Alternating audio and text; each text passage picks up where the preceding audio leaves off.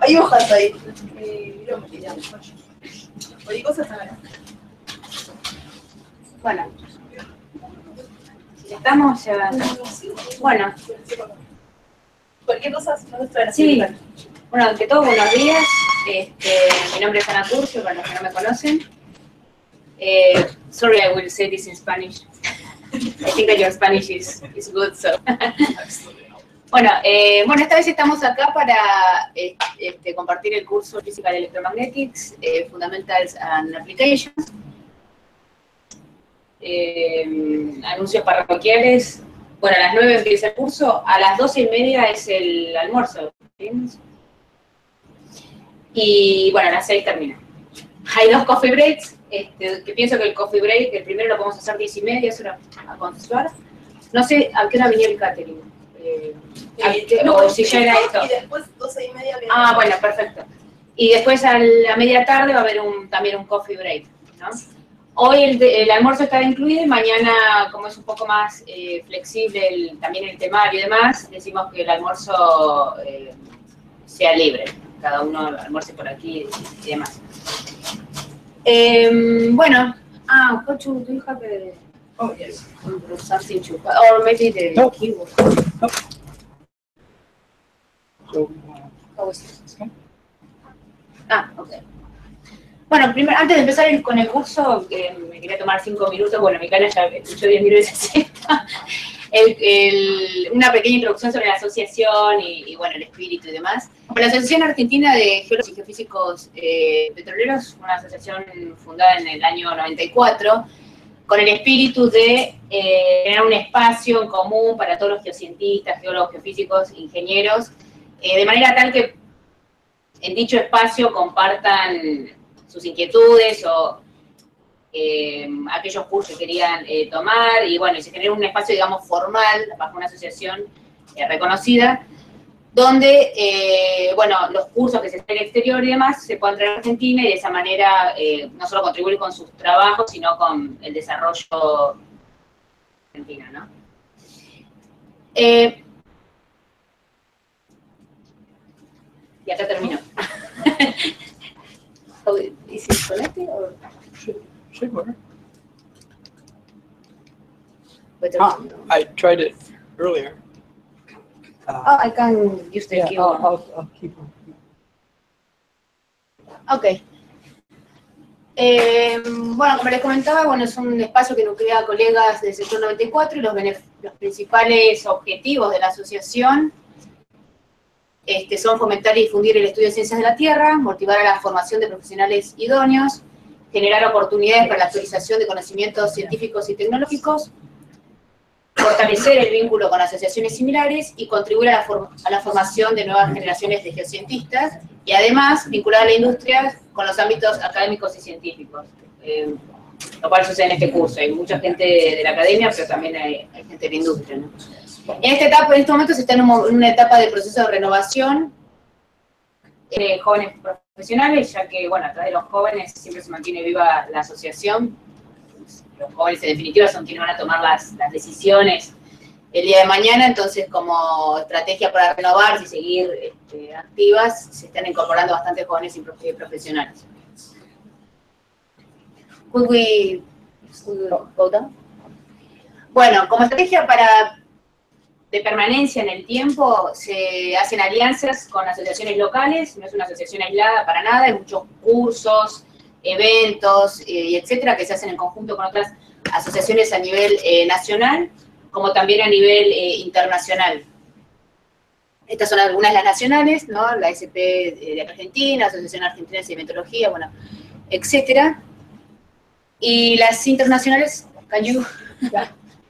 internacionales, como saben, la ECG, la Asociación Europea, la Asociación de Geofísicos de Houston, bueno, etcétera. Y esto es una estrategia como permanencia en el tiempo, ¿no? Para seguir teniendo circulación y actividades.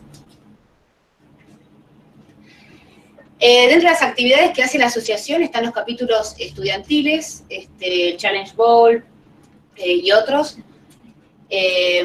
donde, bueno, en los capítulos estudiantiles los más jóvenes tienen su primer contacto con el mundo profesional, con casos reales, con competencias, por ejemplo, compiten localmente y después empiezan a competir internacionalmente. El año pasado unos chicos de La Plata fueron a la final en Río de Janeiro. No ganaron, pero bueno, ya que estén ahí, habla también del nivel local que hay, ¿no? Bueno, simplemente como actividades de comunicación por Gmail, grupo LinkedIn, Facebook, ir ver las actividades, ¿no? Suscribirse es gratis. Y dentro de las actividades, bueno, todos los años se hace una asamblea general ordinaria, ¿no? Donde se hacen las memorias, los balances, la asociación está perfectamente regular frente al IGJ. Además no lo había mencionado, pero es una asociación sin fines de lucro. El valor de la cuota es 800 pesos anuales, lo cual es muy bajo frente a otras asociaciones y frente a los beneficios que se tienen.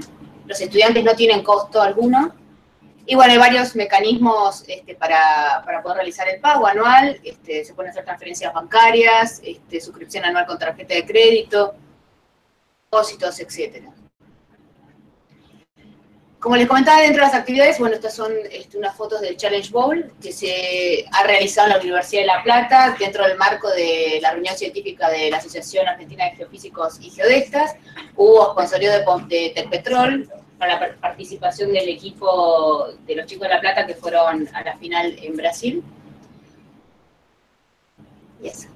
Y dentro de otras actividades, bueno, se han realizado durante todo el año un ciclo de charlas. Por ejemplo, en junio, Manuel Fantín, que habló de la evaluación de formación vaca muerta como reservorio no convencional. Está Actual y Perspectivas, que fue sponsoreado por Plus Petrol, por aquí. El 6 de julio, Pablo Legarreta dio una charla de relevamiento de la alta resolución con drones, aplicaciones en la industria petrolera, también sponsoreado por Plus Petrol. En octubre, en Pampa Energía, Jorge Vázquez y Sigfrido Nielsen, análisis estratigráfico de alta resolución del ciclo Quintuco.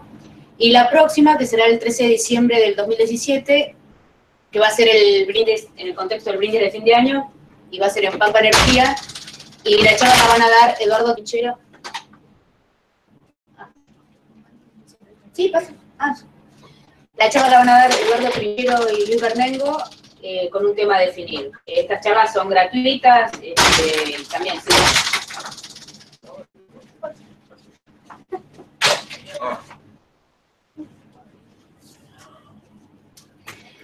Y bueno, también sirve para contribuir con el networking y demás entre los profesionales de la industria. Otras actividades, que es la del día de hoy, que es el curso de CG en Buenos Aires, dictado por el doctor Oldenburg y Lindsay Haley.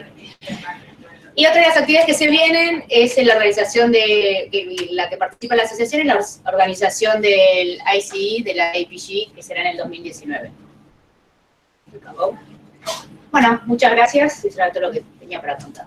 Now we can start formally with the course, so start the start now. Okay. One technical problem.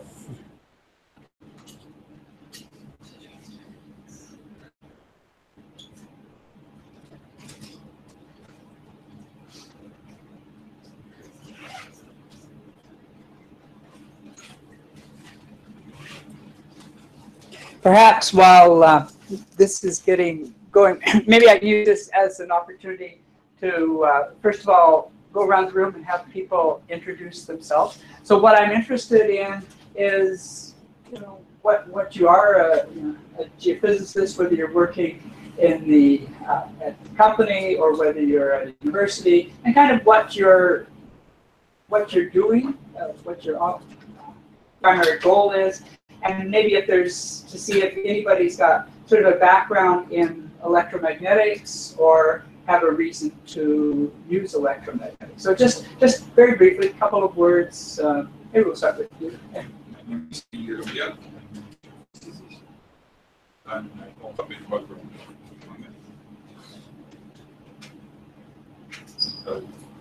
Yeah. Okay. Yeah.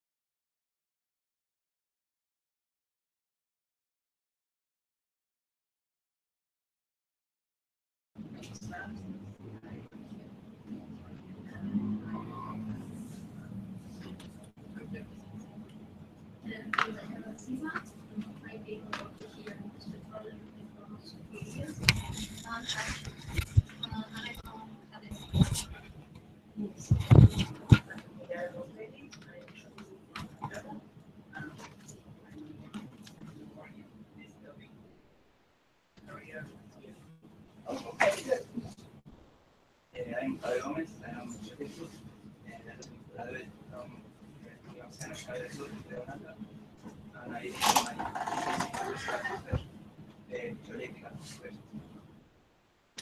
My name is Buenos. I also in the university, Geoscientists, I'm a faculty. My background is only what I saw. Background is in what? It's only what I saw.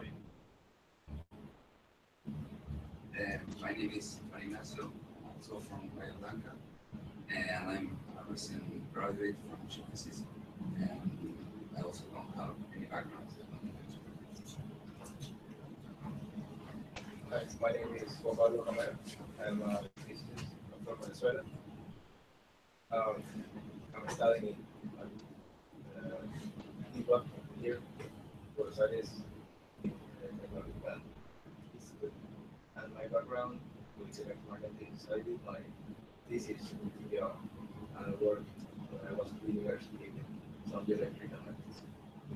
I am Instrumentation of Geophysical. I work in the system.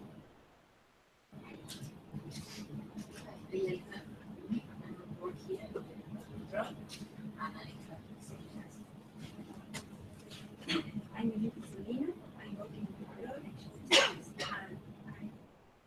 I don't have electromagnetic. Okay, so all the fluid controls, not much background.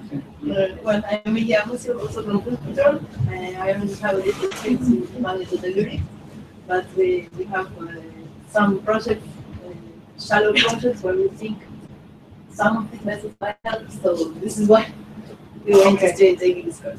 That's perfect, actually. Okay, go ahead. My name is Juan Moyano. Several years studying the processing, and now I'm working in American Energy.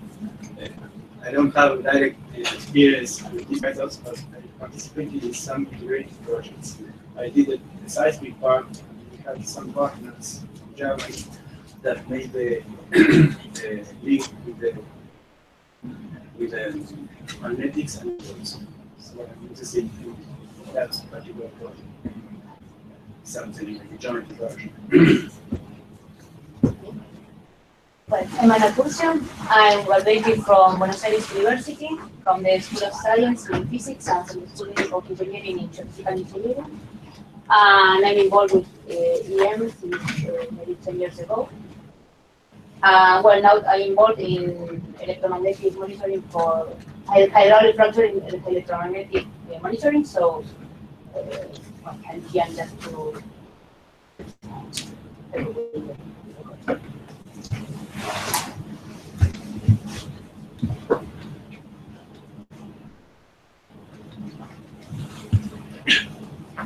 Does that work? Oh, that'll be easier.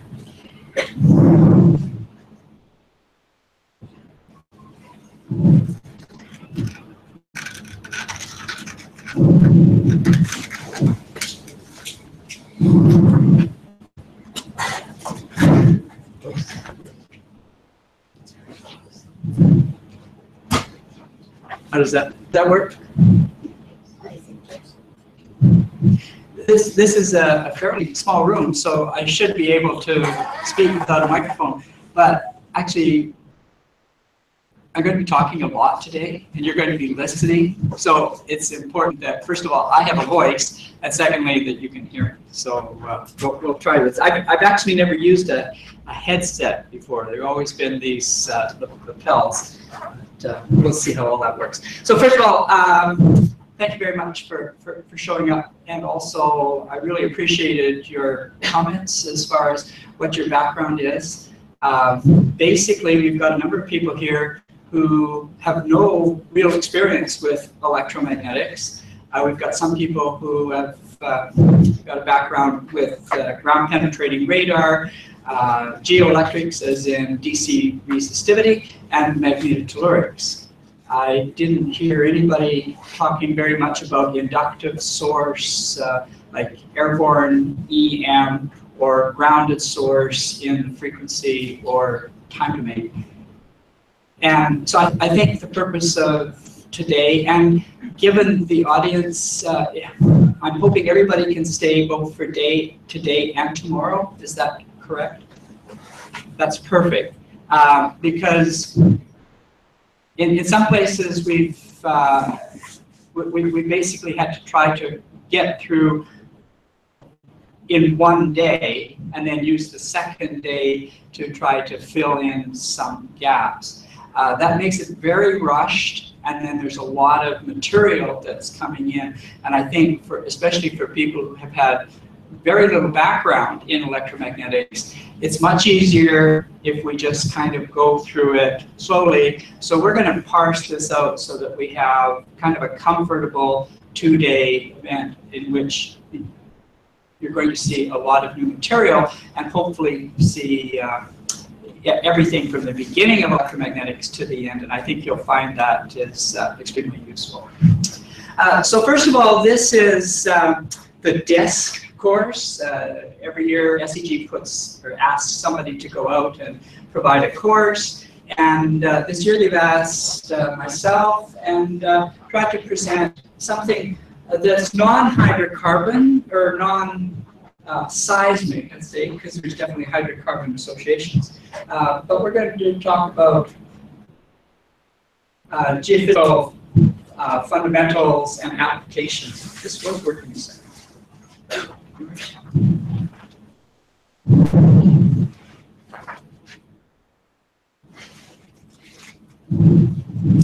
So you've given me some background about yourselves. I'm going to tell you a little bit about me. So I did my PhD at Scripps Institute of Oceanography in the United States, and my mentors were Bob Parker, Freeman Gilbert, and George Backus. You may or may not have heard of those people, but they were the people who were the real pioneers in the geophysical inverse problem. They really set the tone. If this is a timeline, and it's interesting because it tells something about the type of problems that we can solve. In 1975, a long time ago, the abilities were to solve the 1D problem in DC resistivity or magnetotellurics. So that was mainly about 50 variables. A little bit later, we could solve the 2D problem, DC and IP, maybe 1,000 variables. By 1995, we could actually tackle the 3D problem with gravity, magnetics, DC resistivity, and IP. And that maybe had about 100,000 variables. By 2005, we could solve the 3D frequency and time domain EM problem with a few sources. And then there's two things that really were important.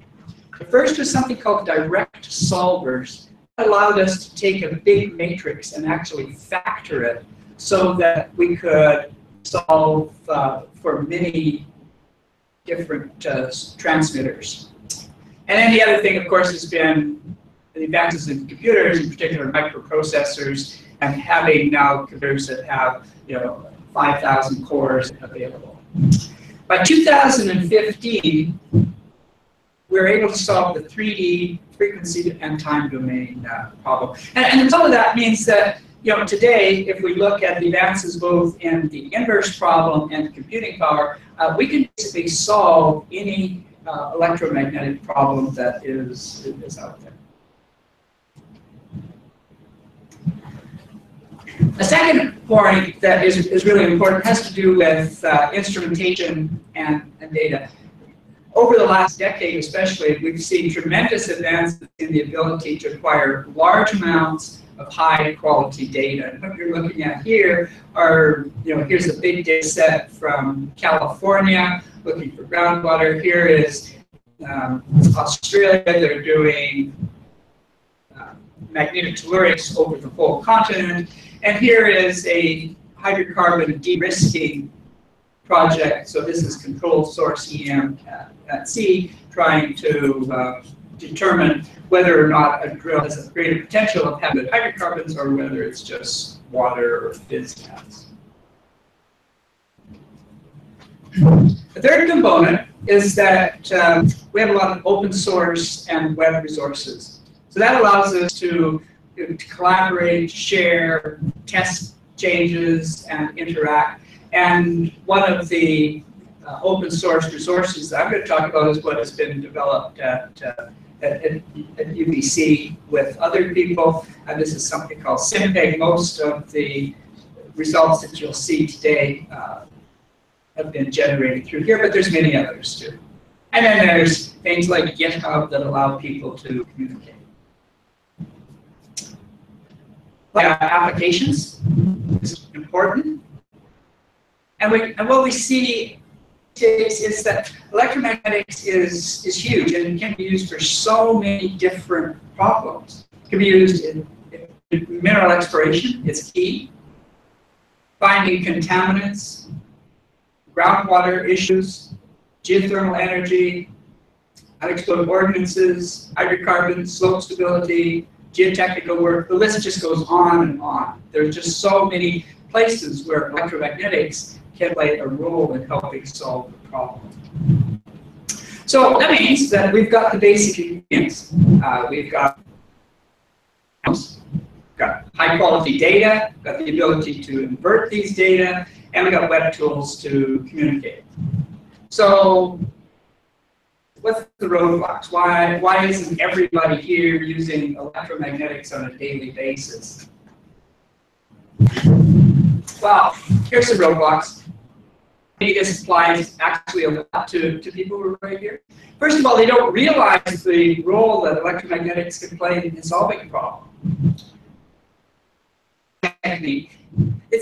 EM is very different than seismic. It's seismic, you do something, it's really intuitive. Send a wave down, gets reflected back up, you picture the data, and then now you've got some rails on here, you can follow a trace, there's a correlated reflection along here. You see geology.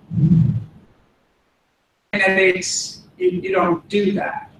It's unintuitive, and even the terminology is confusing. People talk about, oh, well, here's the real part of the data, or here's the imaginary part of the data. What's that? The other is, what's the connection between my problem and physical properties that are related to electromagnetics? Sometimes you don't really understand that, but you have to know that in order to make a choice. And then, even if you decide that electromagnetics is useful, like, okay, there's a whole bunch of different surveys. Which one do I want to use? Do I want to use a DC resistivity Do I want to use something in frequency or time? Should my surveys be in the air, on the ground, downhole? And what do I expect for resolution? And these questions, and I think from a practitioner's viewpoint, one of the most important things is, like, okay, are there situations out there similar to mine that have been applied successfully? Right? And then if you see an example of somebody doing the same thing that you want to do, and he's been successful, you have a template. Okay, I can now go ahead. So those are the roadblocks, and the purpose of being here today is actually, we just want to get rid of it. So my goal is that by the end of tomorrow, that you'll be able to see, across through all of that, and you'll be able to kind of realize that there are no really roadblocks to using it, and you have a good idea of how to do that. So there's a perfect storm out there. And this is why we have the disk. We've got problems. We've got high quality data. We can invert any type of data. We've got web tools to communicate. So this puts us today at a kind of a unique opportunity where we should be able to kind of put all of these things together, and really that's the purpose of this. So that's a good idea, but there's one important ingredient that's missing. And what's that?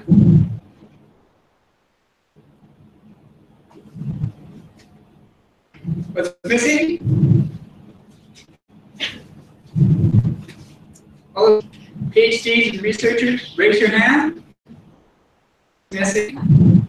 We need good quality people to advance the field. And generally these are young people who are willing to take on new ideas, willing to see how new things can be applied with new technology and really make things work. And I've been very fortunate. I've got two of the very best with me in this as a co-presenter. There's Lindsay Katie, who's here today, and then my other co-presenter for the disc, Saki Kang.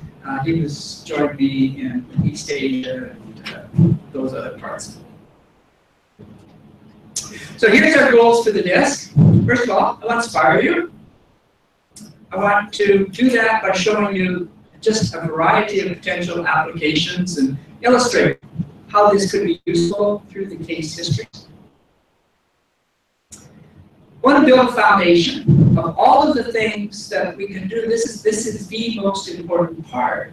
If for anybody who's been connected with, let's say, the hydrocarbon industry 10 or 15 years ago, when C4EM first came about, there was a lot of people out there who had no idea even about the basics of C4EM, and therefore how it might work. But they look at pictures of somebody showing a transmitter with an arrow going down and reflecting off of the horizon and coming back, and somebody presenting things in the same terms as seismic, and so then you think, oh well, I know this, but that's not true. And you really do need to understand the principles before you apply something, and especially when you're talking about big budget ticket items, like drilling a $100 million hole, or deciding to do complicated mineral exploration. You actually need to know what the basics are, know those fundamentals, be grounded, and then you can apply it properly. So, understanding the basics, and we're going to do that a little bit with the use of interactive apps that have been developed. And we have an open source resource given by this. The one thing that the SCG typically asks their disc instructors to do is to provide a book. So in addition for your course fee, you get a book. We decided not to do that for two reasons. First is it's a lot of work, but the second is that the moment that you make a book and you put a period, it's outdated. So we're far better off to have something that's live and that can be contributed to. This actually has been probably 10 times more work than writing a book, but this resource has got a tremendous amount of material and can be used and contribute to for the rest of its life. I think another realistic, or another goal for this is just to set realistic expectations. The resolution that you do with seismic at great depths. Okay. However, at shallow depths, you are going to do much better than you can do with seismic and a lot cheaper. So understanding what your resolution is at different depths for different experiments is absolutely essential. And the last thing, and this is especially true for the researchers, is that we want to develop a EM community. Have open source software, capture case histories worldwide, and with that we can grow together, share, work together. No longer thinking of your individual achievements just on your own shoulders, but making use of the community. I don't know, has anybody seen this picture? Raise your hand if you've seen this picture. 1, 2, 3, 4, 5, 6. Okay. So this is a book. It was actually it's a cover book published by the SCG. But by the way, excuse me. Am I talking too quickly, or is understandable? Good. Okay. So this is a cover of a book published by the SCG, Electromagnetic Methods in Applied Geophysics, edited by Misak Nabidian. And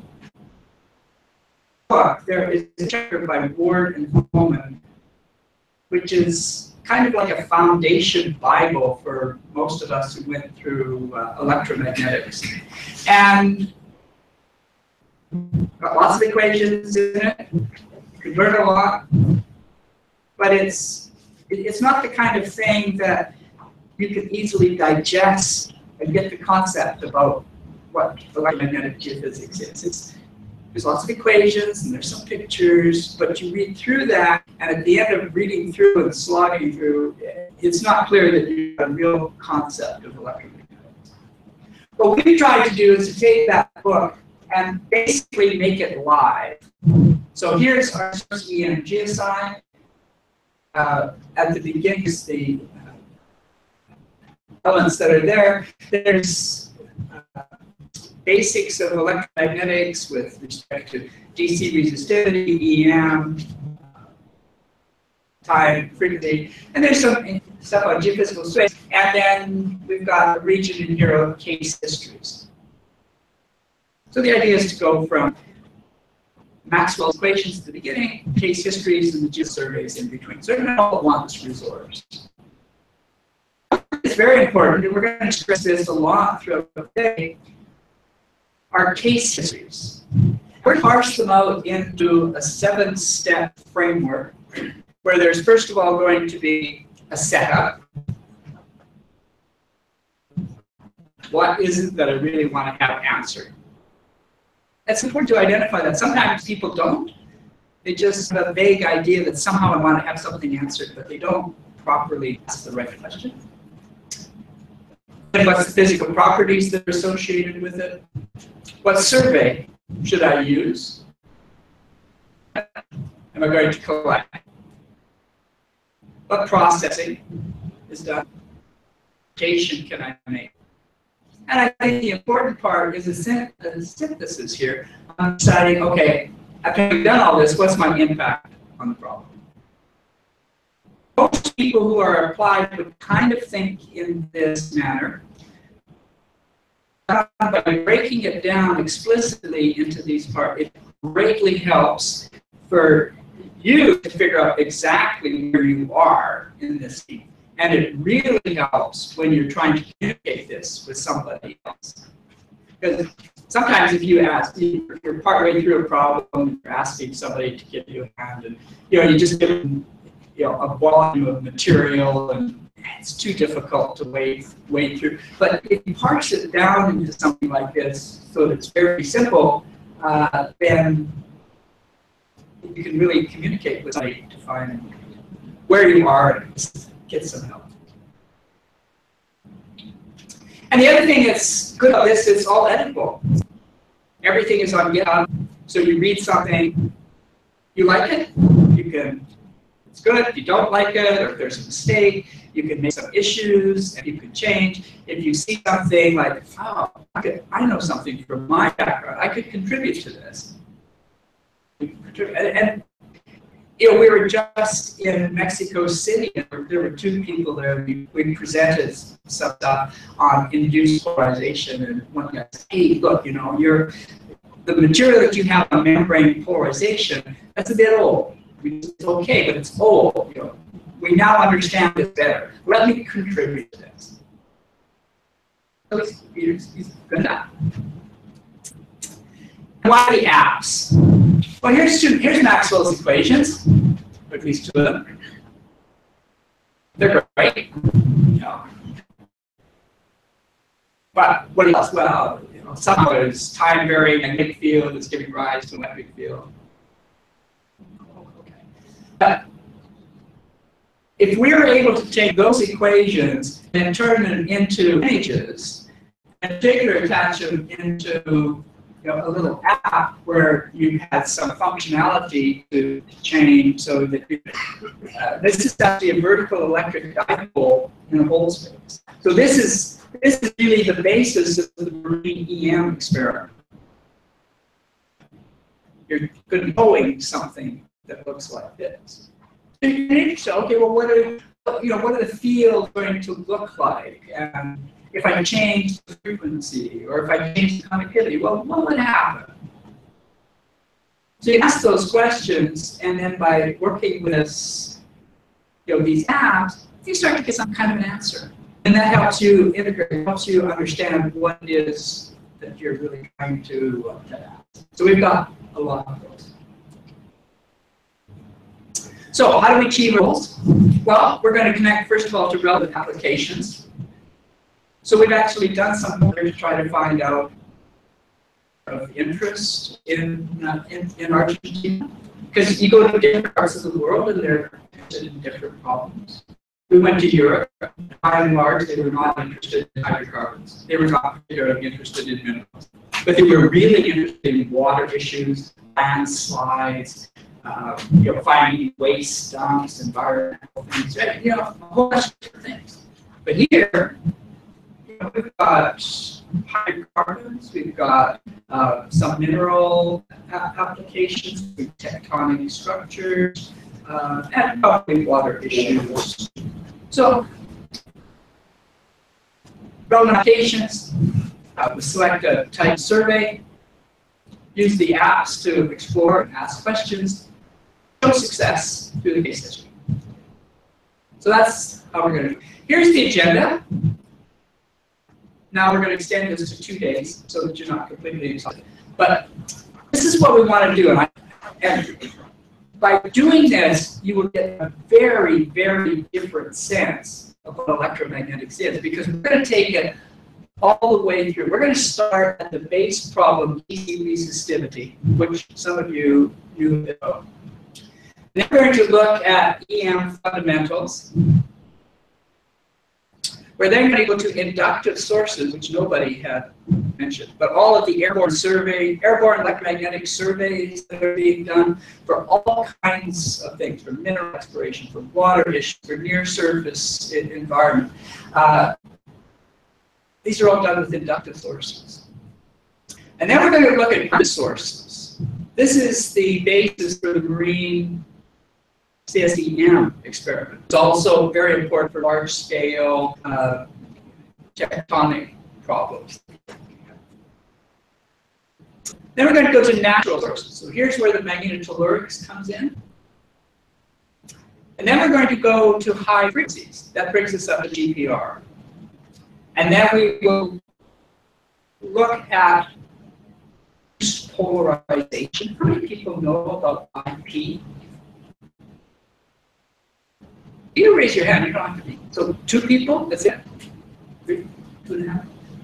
I don't know, like, I was kind of okay, and then we'll talk about the future. So what you will see with this is electromagnetics in its complete spectrum. And the reason for that is that when you then have a problem, you'll kind of be able to slot yourself into any of these and try to figure out, okay, where should I be thinking about how, what kind of a source to use or what could I expect. So that's an ambitious schedule. But we can definitely do that. There's a wide variety of backgrounds here. And so I hope that there is something for everybody. I think after having gone, I think there is. But even if we're absolute expert in this field, and perhaps people really are in certain elements, I go for coffee every Saturday morning with my wife. We've done this we go with the same people. Morning at 9:30, we meet at the same coffee club. And we've been doing this for 23 years, every Saturday. And they also, as you walk in, they always have a saying on board. So somebody should write these things. And this is what we saw one day. And I thought, well, this is particularly appropriate. And it says, that's what learning is. You suddenly understand something that you've known all of your life, but in a different way. And I think for even those people, for instance, DC resistivity, which we're going to look at, are taught it in one way, they have an understanding, they go out and they use it. But I'm going to do DC resistivity, it's probably going to be done in a different way that you've seen before. We're going to be talking about the fundamentals of it with respect to charges. You're going to get a different insight, and that insight is going to help you later on in other things too. So that's our goal. So the DISC is a 2-day event, and it's very, very flexible. One of the things that we would like to do is to have people here talk about the problems that they're working on. So in general, we use the second day as part of that. So that means that we're going to ask you, for those who are willing, to prepare a couple of slides, give a short talk, 5 minutes or something like that. Just say, hey, here's the problem that I'm working on, and if there's some connections with, we're looking for those problems that have a connection with EM, then we can discuss them and capture them. So far around the world, every place that we have been, people have been very enthusiastic about this. The presentations have been captured. They're up on the web. They're on YouTube. And what it allows anybody then to do is to search on a particular country, Argentina, that they're working on. That provides insight for other people around the world to, first of all, understanding the problems in Argentina. It also promotes communication, because you might be having a problem and you've got a data set or wondering what to do, and maybe somebody else out there has got some experience in that, or maybe they're interested in taking your data set and working with it, or vice versa, and just building a community. And those are all on all on the website. They're available through our blog, and I think you'll find it very informative, very interesting, and hopefully you can contribute to it. So the first part of the day is going to be a continuation of the course, because we'll take it through one day. And then we'll capture your problems, and by the end of the time we'll have captured. We have about 30 places that we will visit. So even if you think we've got between 5 and 10 presentations per visit, suddenly that starts to give you, a couple hundred problems that people are. It is quite fascinating. You look at the log in India, for instance, and you just see how different problems are there compared to ones in Europe. But they're all tied, all using the same techniques, magnetic source, airborne. So, editing and contributing. We have a Slack channel. How many people have used Slack? Anybody? Does anybody use Slack? It's a great way to communicate. Perhaps you could try sign on and you ask a question. It's a way of you'll easily ask a question, providing a little bit of information, upload of pictures. It's just an easy way. And other ways you can communicate are through EM.geosci and so with that, let me just give you a short introduction to EM before we start.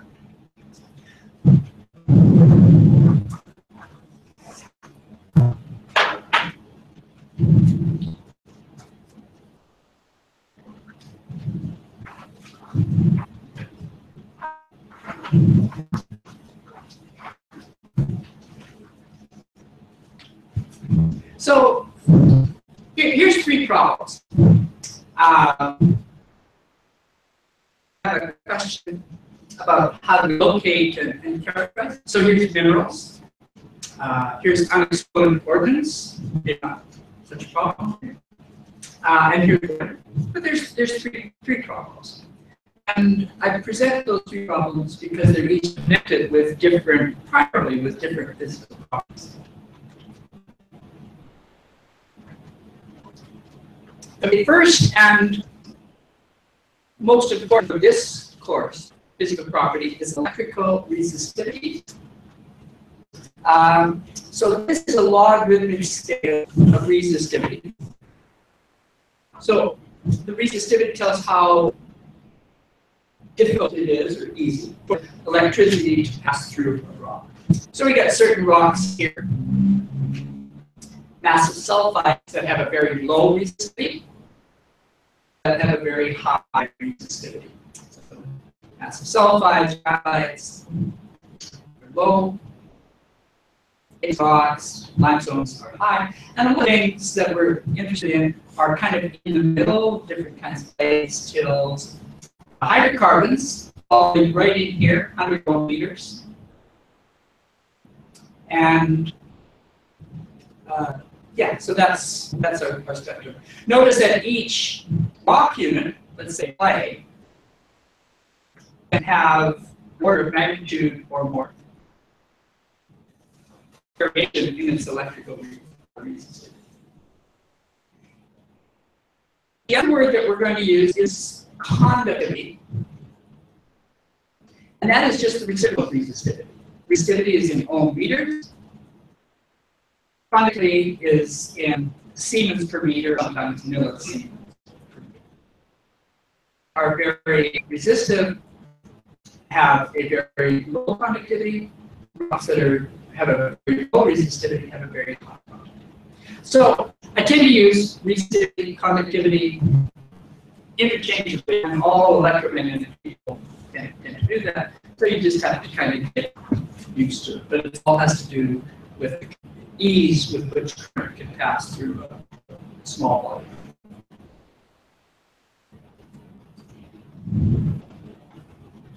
There's something called the electrical permittivity, and its ratio with respect to free space if something that's a dielectric constant. And this is important for higher frequencies, in particular GPR. And relevance here, air has a value of 1, and freshwater has a value of 80. Everything else is kind of in between. So we're going to see this when you do the GR. The third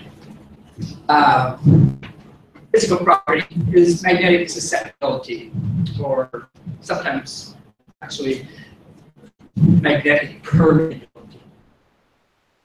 But so this basically tells us how easy it is for a rock to acquire a magnetization when there's an applied field.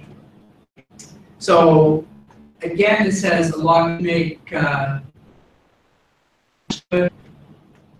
big boy on the block is magnetite, so that has a very high magnetic susceptibility, and the small ones are igneous, metamorphic, sedimentary rocks. Magnetic susceptibility forms the cornerstone for a different type of certain total field magnetics. That's of use for the petroleum people use both gravity and magnetics. So that's for this physical property.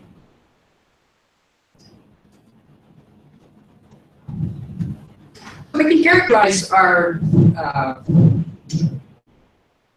geophysical survey in kind of the following manner. We need a source that puts energy into it. And then we've got these different physical properties that we just talked about. And then we're going to measure some data.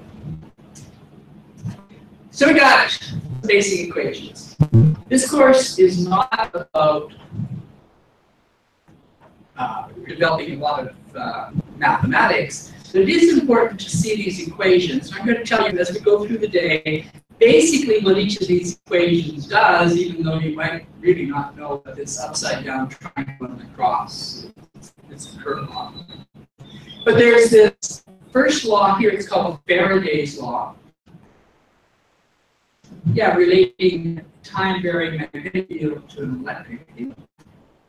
And Ampere's law, which tells you something about how a current density generates a magnetic field. And then there's these constituent relationships down here. This one's called Ohm's law, and it just relates how the current density, an electric field, and conductivity. So our three physical properties are here in this these constituent relationships, and all the fields and the fluxes are in these equations. Equations can be in time, and those could be lowercase letters, or they can be in frequency, which they're going to be uppercase. And the only thing that happens is there's Fourier transform. So the point is that these equations form a cornerstone for almost everything that we are now concerned with, because if it shows the right boundary conditions and the sources, I solve any problem. I mean, our lights are governed by that. Your cell phones are governed by that. Every generator is governed. Everything that we have that's somehow based upon, electricity or light, everything comes out of those equations. So we're going to just kind of continually refer back just to make sure that we're kind of grounded in the understanding, but we're not going to manipulate these things. You can look at that chapter and more if you want.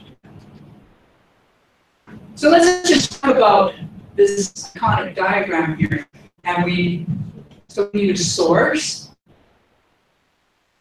Let's look at this.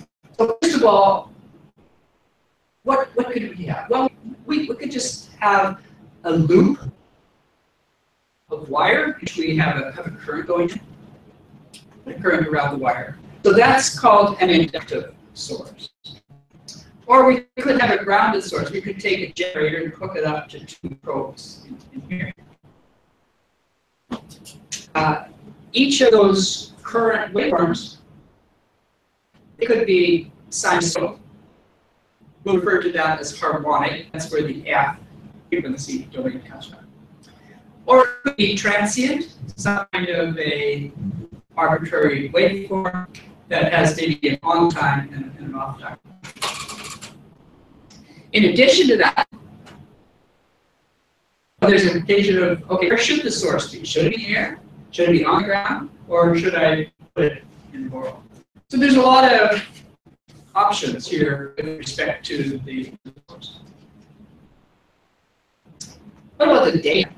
Well, we could put two probes in the ground and have a voltmeter, right? So we could measure an electric field, let's say in X direction, Y direction, and we could also measure a magnetic field. Sitting here. So now the question is, okay, Which fields do we want to have the sinusoidal fields or do fields in time?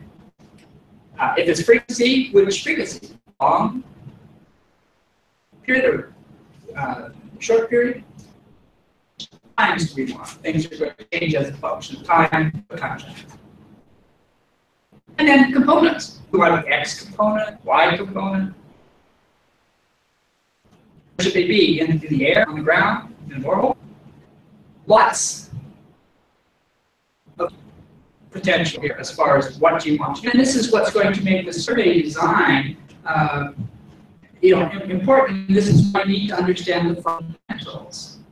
Which kinds of fields you might are sensible. I said there's 3 problems, but really the one thing about these 3 problems is that they all share one particular property, namely electrical conductivity, that is. So we're going to work with that.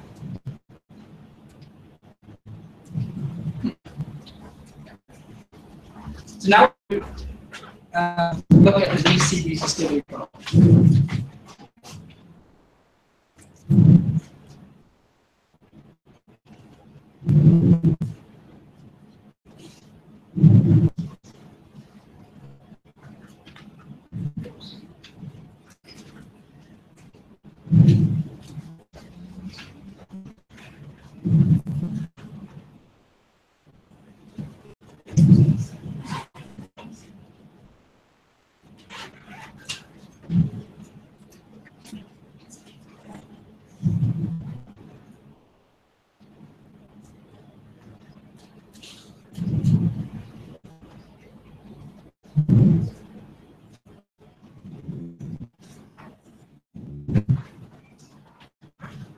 DC resistivity. There were a number of people here who had said they had some experience with this. So we're going to take it right from scratch. This is probably the oldest kind of EM survey that has been written. Here's what we're going to look at the source. I'm going to put things in terms of resistivities. But conductivity is reciprocal, and we're going to measure some data. What's our motivation? Well, minerals, water, especially the inline bubbles, gas, geotechnical problems. There's a whole host of reasons for doing DC experiment. Also done a lot in civil engineering, site characterization. Let's come back to electrical conductivity. We showed this plot a little bit before. The main thing I want to get across is that the conductivity of rock varies by many orders of magnitude, and the reason why it's also quite complicated. Here's a little piece of rock. Here's a penny, Canadian peso. Sitting there on the rock. Notice a couple of different things. First of all, there's different kinds of rock units in here. So there's something over here that's smooth, something over here that's not. There's a region here, you can see it's got porosity. If it's got porosity, then there's going to be fluids in there. Those fluids are going to be through different things. And then there's going to be a solid matrix. So given all that, the electrical conductivity varies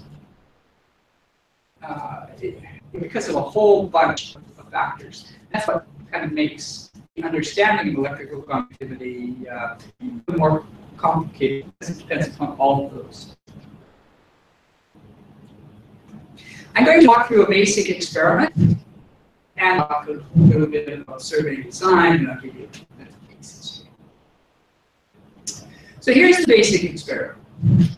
So let's suppose we've got a ore body, and in this case we've got kind of a conductive overburden, and then we've got a host rock here. This is a couple hundred ohm meters. There's a mineralized body here.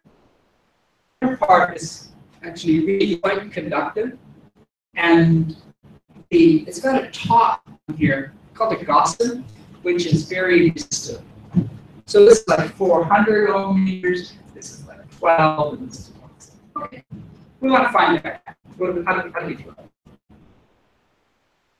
Well, let's set up some current electrodes. So these blue ones here are going to be the current electrodes. We switch a generator on. And then currents are going to flow from positive to the negative. And they're preferably going to flow through the conductors. When they do that, we're going to talk about this more. They build up charges on the outside. So as currents are going through, there's charge buildup. And the potentials, the electric potentials associated with those charges, generate a voltage. Okay, so that's it. That's the basic experiment. The current through here builds up charges. Those charges give rise to potential, and that's what we measure. So what we're now trying to do is say, okay, I want to find out what the resistivity is. Right? So the target, I want to find out, okay, how do I find this? And how do I convert my number that I got into resistivity? Where's all that coming from? How do we do that? So we come back to equations, and what we're now doing, we're working at steady state. So that means no variations with time. So that means that this first law just goes to something like this, which shows that the electric field is just the gradient of the potential. And here's Ampere's law. So this, got Ohm's law, that J is equal to C. And if I put all that together, I get this equation here, which is the divergence of my physical property. Say, grab the potential that I'm looking for. This is probably one of the most famous equations in a whole bunch of fields. It forms the basis of DC resistivity, but anybody who's connected with groundwater hydrology will see that same equation. A lot of cases in medical imaging, you'll see that equation. And actually, you'll see this equation a lot in the financial stock market. It's everywhere. So there's that equation. If we had a half space, so that the Earth was just a homogeneous half space, and we plug the current in, then there's actually an analytic solution to show that the voltage that I'm measuring point away from is given by this expression.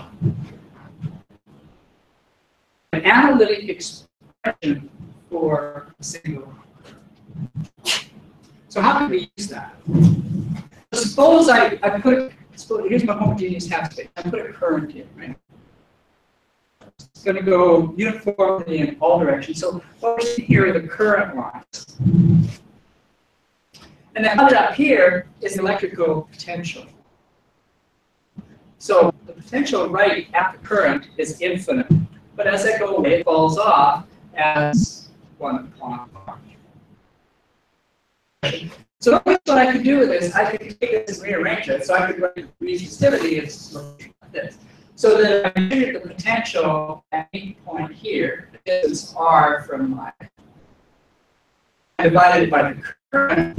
I can plug that into this formula, and I get, in this case, a resistivity of 500 ohm meters, which is exactly what the resistivity theorem is. So if you think about it, that's kind of remarkable, isn't it? I mean, just like I'm trying to find the resistivity of a uniform, and I simply measure potential, and then it doesn't matter where I measure. If you measure close, or far away, doesn't matter, and I get out the resistivity. So that's the relationship. It's just that we can't quite do that in practice, because if we're going to put in, we need 2 ends. So here's what the real experiment is. I've got a generator that's connected to the positive end of the generator. That's going to be my A electrode, and the negative end and B electrode. So that's what it is. So I can put a positive current in here, a negative current in here, and I can see what the current lines would do. So they're just going to go from A to B. So even this picture makes intuitive sense to you. You have to draw what the current lines, but your potential looks like this. Well, everything is linear, so I can use superposition and show that the voltage that I measure between any two points is actually related to that same formula, but just a whole bunch of different extra terms. So the distances between any set of electrodes is given by R and then scripted with whatever electrodes I've got. So I can write that the potential difference that I measure is again just rho times I over this same here, which is now just sum. I can rearrange this just as I did before, write that rho is equal to now I measure the potential difference.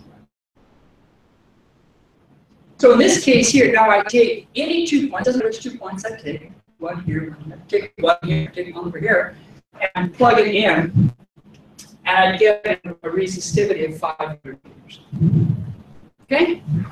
So that's what we do. We're always dealing with 4 electrodes. Okay, so that's fine for what you do. What's going to happen if I put a layer? Let's suppose I have a layer of 100 ohm meters over top of this 500 ohm meter. So I'm going to change it around. Put a more conducting meter. What's going to happen to currents?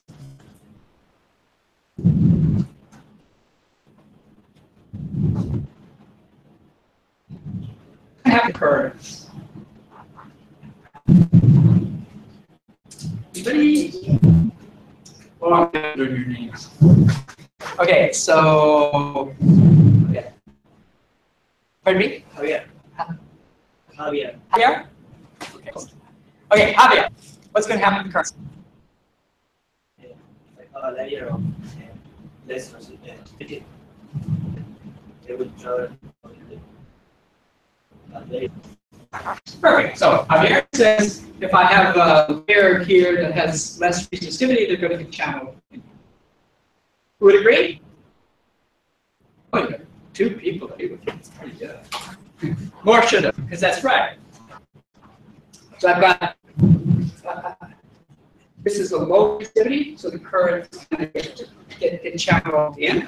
Okay, and that's going to change my potential up here. And interestingly, when I calculate, so if I measure now the potential difference and put it in that formula, now I get a resistivity of 226. So that's not resistivity of the top, which is 100. It's not resistivity of the bottom, which is 500. It's somehow in between, but I think you probably would intuitively expect. And that's why we call this the apparent. It's not going to be subscripts. It's going to be rows of A, which means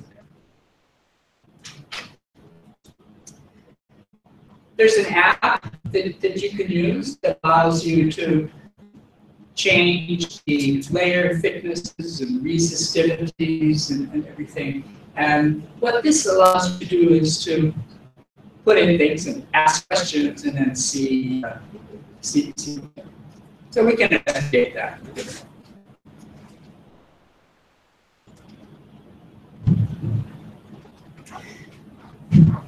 So there's often different words that are used for how people acquire data. There's a geometry that's involved. We've always got 4 electrodes. So this is something called a Wenner array. It's a straight line. How many people have heard of a Wenner or Schlumberger array? Oh, good job. Okay, so the data, the electrodes all in a line in the Wenner. These spaces are equal. Okay, it's basically the thing. Generally, though, there's the voltage is measured in narrow electrodes and there's a wide space. The interesting that we're going to do is to look at the data So we're going to plot a data curve like this, or apparent resistivity. This side here on this axis is related to kind of the length scale of this survey. So this is A, this is B. So as the disk AB increases, we're going to have a bit of a change in character. So we want to look at that. So let's first of all look at what happens for our layer here. In cases where my AB electrode is really short. So I'm trying to see all the way down to Anna, and my electrodes are really close together, so the current's kind of going in. So I'm actually not seeing down very far, and the result of that is that my apparent resistivity is basically 100 ohms. So when I'm really close, I'm just sort of seeing the surface. As I go farther away, I see my currents are going here, my apparent resistance is increasing. And here, now currents are going down further. Now my apparent resistivity is 220. So the bottom line here is that we had an Earth that was one-dimensional. We do a sounding, whereby if I start small, I just see you go a little bit bigger, I see Anna, go even bigger, I see Abiar, and all the way down. An important thing is that in order to, well, see Abiar? Okay. Is it Javier? Okay. Javier. Okay, thank you. In order to see Javier, I say there's this distance here. I need to make an AB electrode that is at least 3 times that. So that's an important part. The scale of the experiment has to be larger than distance to an AB.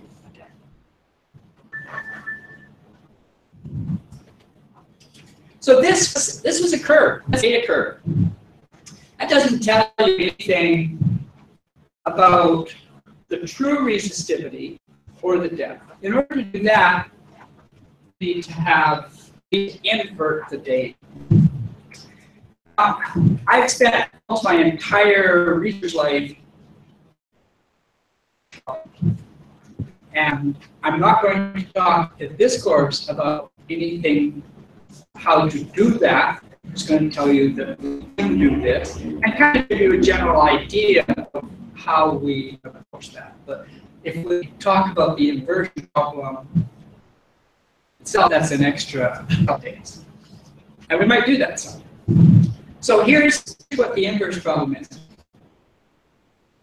Collect the data, and then we put it through this inversion processing and get out, I'll call it a model representation. This is true depth, and this is resistivity. So in this particular case, the true resistivity function with depth looks like this. So we have low resistivity, layer, high resistivity. When we invert, we end up with something that looks like this. Smooth curve that kind of goes through. It fits the data. The fact that it's not blocky has to do with just what we chose for regularization. But this curve here is at least a true resistivity with depth. It's not exactly what the Earth is. You've got a pretty good idea of what's happening at both ends and where it's curving. Okay, so now let's come back and look at this charge business. When we put this current through there, so that means that the current density has to be a constant. Nothing's changing. So the current on this side has to be the same as the current on the side. And the current density through Ohm's law is sigma times E. Sigma E1 on this side is the same as sigma 2 on this side. However, the conductivities are changing. So sigma 1 is different than sigma 2. must mean that E is different from E2. So how can that happen? How can you have an electric field that changes instantaneously at a boundary? Well, if you go back to your first year physics, then you remember that, oh, if I have charge buildup on a boundary, then electric fields are going up like this. So that means that electric field is actually discontinuous. The bottom line, E1 is different from E2, means that there is a charge that's built up. But once I've got a charge, then again, first year physics, Ohm's law says that if I have a charge Q, then I have an electric field. So this is where it all comes from. Steady state, I get currents flowing through materials, but if there's a conductivity contrast, then there's electrical charges are built up, and that gives rise to voltages that are measured. Do we see that here? So now let's look at the system. Now I'm going to cylinder in here. Here. Okay. Here's my A electron. Here's my B. And now I've got currents coming through. And look what's happening. So these currents are coming in. It's sucked in here because this is a conductor. And kind of go above. So whenever you get the currents, just the same as at the layer, channeling in. So that's how my currents are flowing. I can talk about primary currents and secondary currents. These are my total currents. If I didn't have that sphere in, I just have currents that are going through. So those would be my primary currents. The difference between the two of them are secondary currents. Those are currents that exist purely because of that body. This is what they look like here. So here's the current that exists inside the Earth on that body. I mean, it kind of looks like sort of a dipole, right? Just see how these things are. Those are the secondary currents. A particular use is the charge that's built up. As these currents come in, different conductivities, there must be a charge. That is negative charge here and positive charge. So that is going to give me an electric potential. Here's my secondary potential that I would see. And that is actually what I'm going to try to measure. I'm interested in. That's the information. So basically, here's my currents. There's my charges. I'm going to give rise to potential. I'm going to measure that. But let's take a little bit of a look at how we might try to discover this. So suppose I have a fixed current. I've got A and B here. And I just measure, I take a little probe, and I just sort of move it along at various points in here. And at each point, I'll calculate my potential and convert that to an resistivity. When I do that here, sitting right over here, I get apparent resistivity of 430 ohm meters. Okay, my background. How big is my background? It's 500, right? So now I'm moving over. So I'm moving over as a conductor, and then I don't go down to this really low, but less than 100, and so there looks like there may be something. Okay, so 400. If I move it over here, I get something a bit different. In fact, if I'm moving it over here, I get 502. So it kind of comes back to the background. Except one important thing, it's actually more than 500. Not very much in this example, but it's more than 500. And the question is, wait a minute, how can that be? Think about that for a second. We're going to come back to that because it's going to play, it's also going to play a role. actually more. I'm getting a number of this more than anything is there. Where is that? Okay, so that's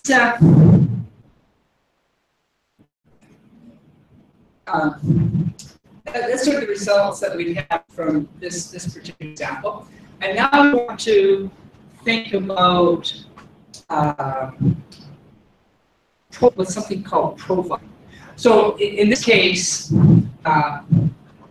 again, I'm going to start off with a survey that's actually pretty small. Right? So now what I'm going to try to do is to try to find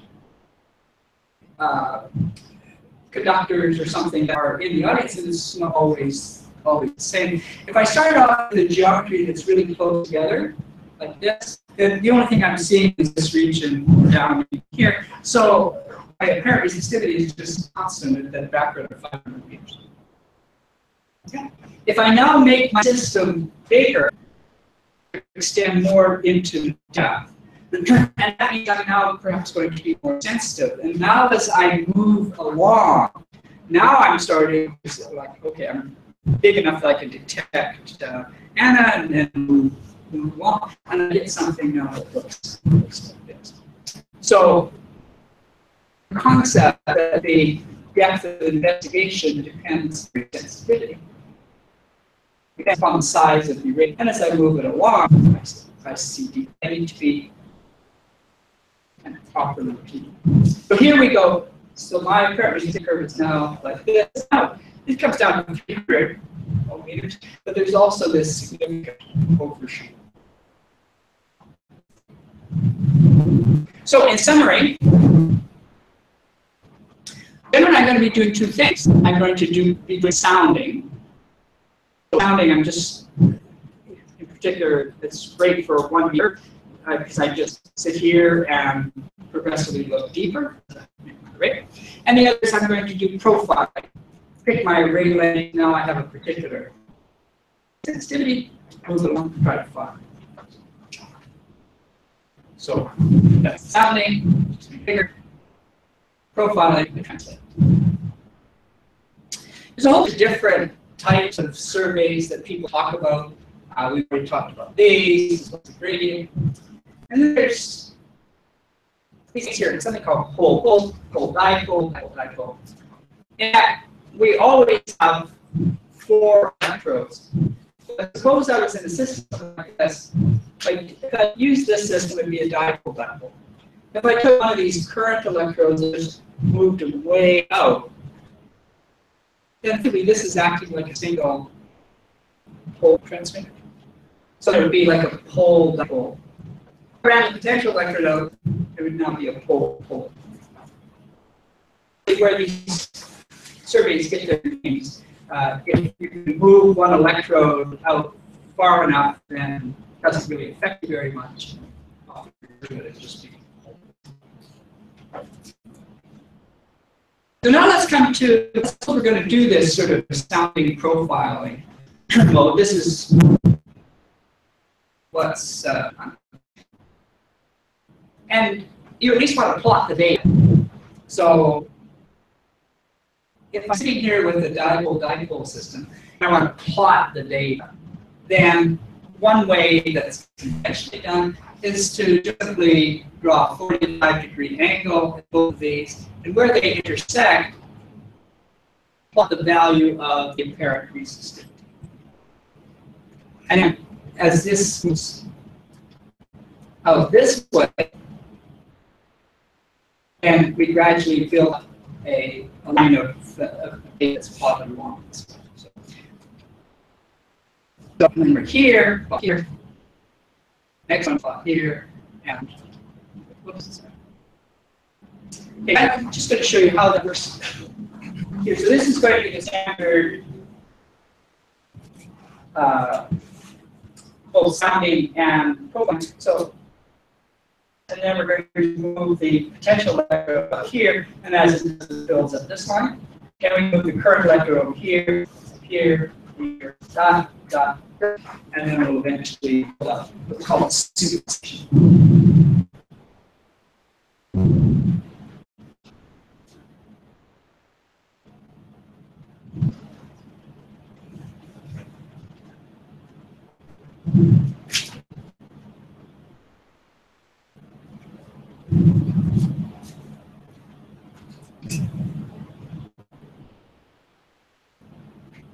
Okay, so see what happened. We built that up again. I can run it one more time just in case. We gradually build up. We just plot resistivities at each location, and then we just color scale. So pretty simple.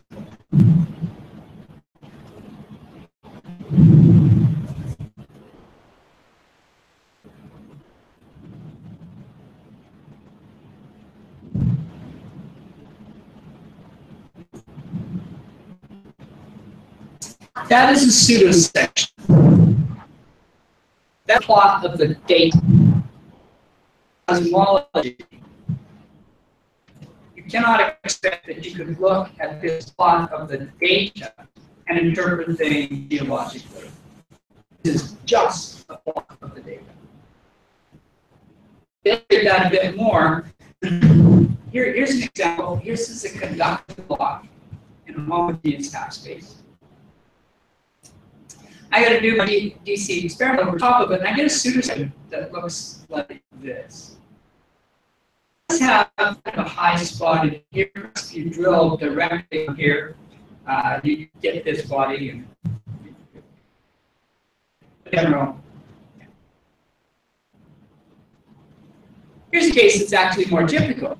Let's suppose I've got some conductive bodies here. So it's just geologic junk. I do my experiment over, and now here's my data. What do I do with that, right? There is no geologic information that can be inferred from that. Here's another one. This particular deceiving. We've got two conductors, one over here, and the data looks like this.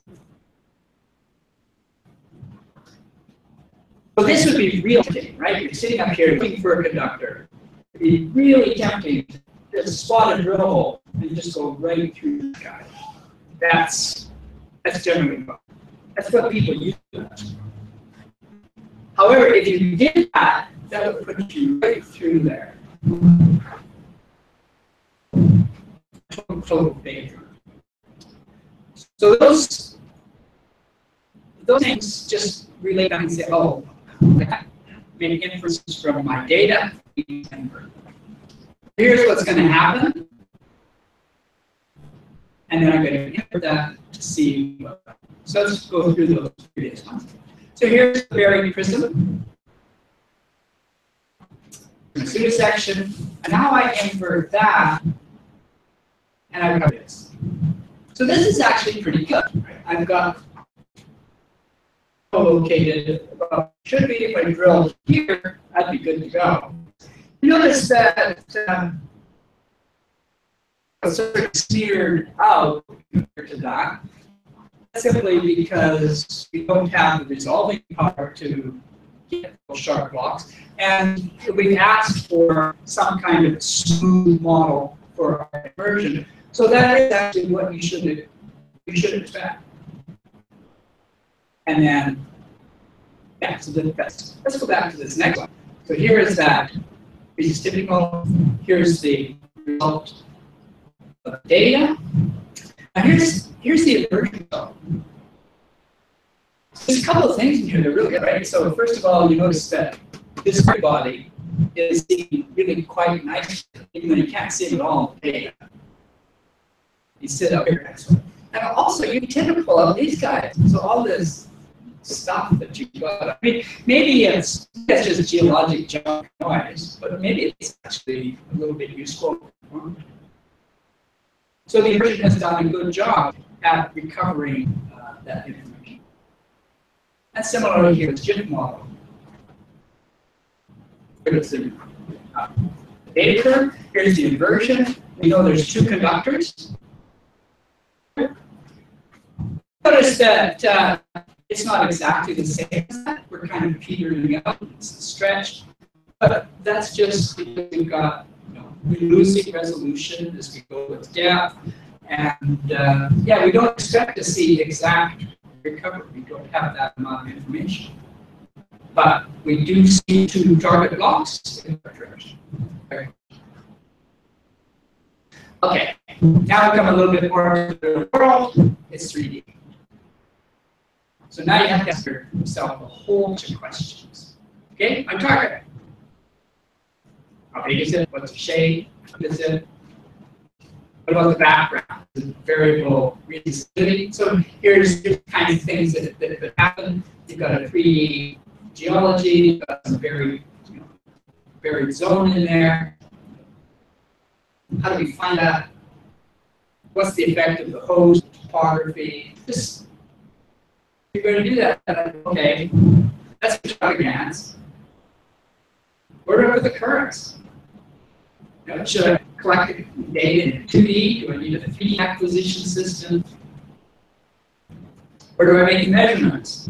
What's the effect of topography? It's just like a whole bunch of things that crop up in doing any analysis. And for those people who are doing seismic, you have the same questions, although if you have any kind of environment that you can make use of what we went on a previous survey. But the crucial element here is sensitivity. And I'm going to address that. So if I was to ask here, okay, somebody give me a definition of sensitivity.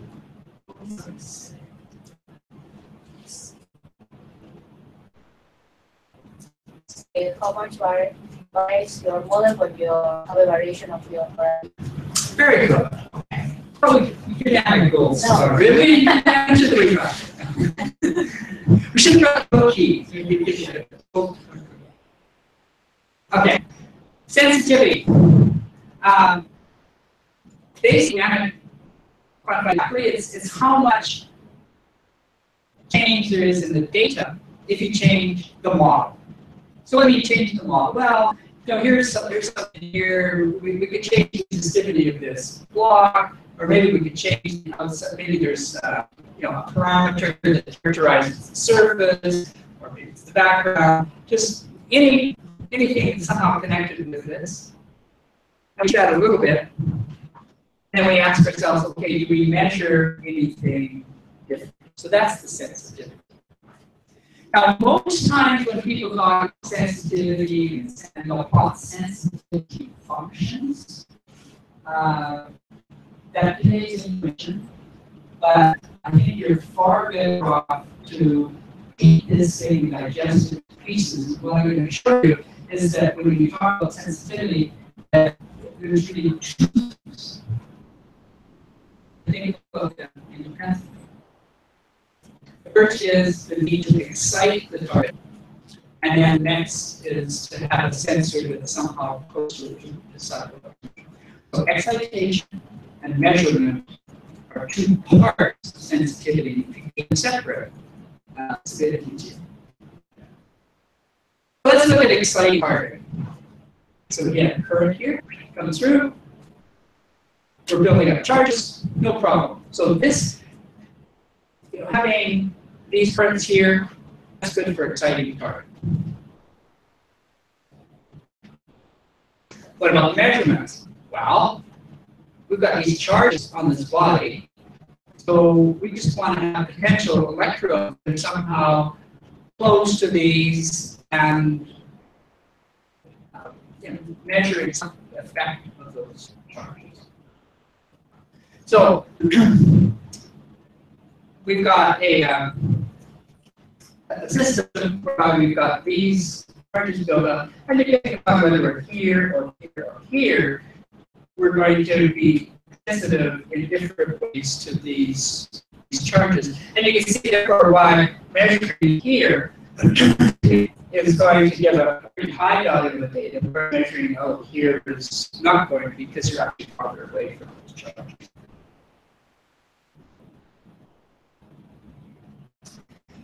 Another important thing has to do with coupling. So if you took a thin plate and then oriented it in different directions. So if we have a plate that looks like this, an A electrode. So here's the currents. They're sucked in a little bit.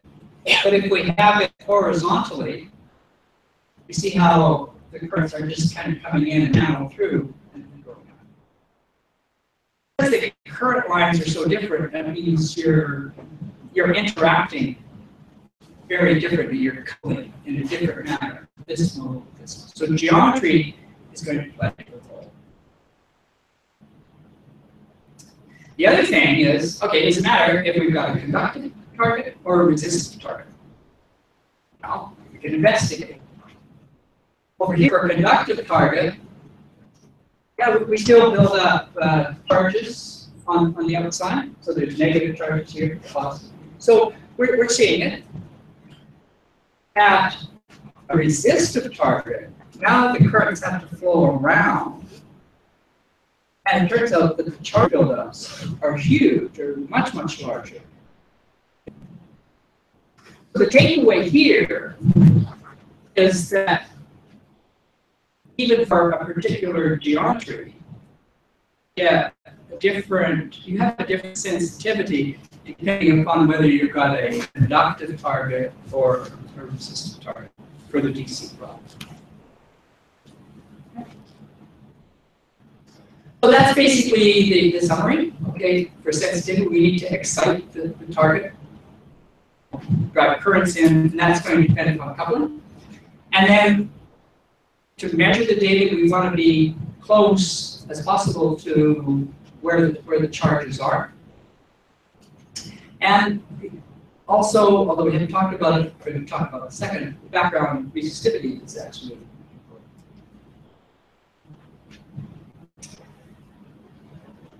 So now the question is of survey design. And here we come back to the objective.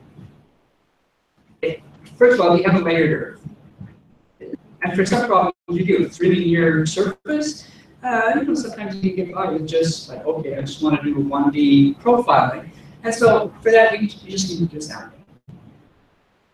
If you've got your target body is 2D, then you've got to do both profiling and sounding. And you want to do it perpendicular to geology. So geology is running this way, and you want to do your survey. If it's a 3D body, then you just need to have 3D coverage. You have no option but to do that. And then you're going to know something about the background resistivity, and then what about noise sources, or fences, or power lines, and stuff like that. In general, for survey design, this is about as good as one can do. And that is, let's suppose that you've got this kind of scenario here. You've got a background 3D geology with a target. Okay. So what's the steps that we do? Well, first of all, we define this geologic model. So you need to get that from someplace. That's background information. All you can get. And then you assign physical properties to these guys. And then select a survey. So just do something. And then you're going to investigate, okay, is that going to be a good data to collect or not? And so you do that then by simulating that data would be without the target and with the target. So you get something that looks like this. So without the target, you get this. With the target, you get something different. So now you see something different. Okay. And if this difference is large enough, both with respect to some background noise, and often with respect to some percentage of the data, then you say, okay, that's going to be a good measurement to take.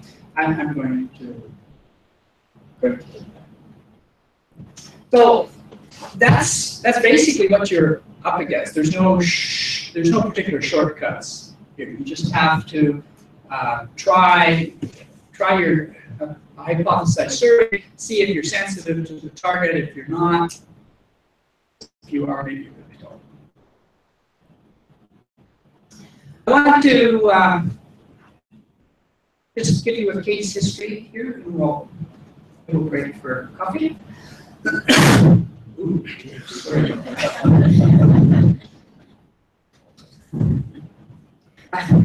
Just in case. So every time it looks like somebody gets a little bit blurry, I'll just sneeze.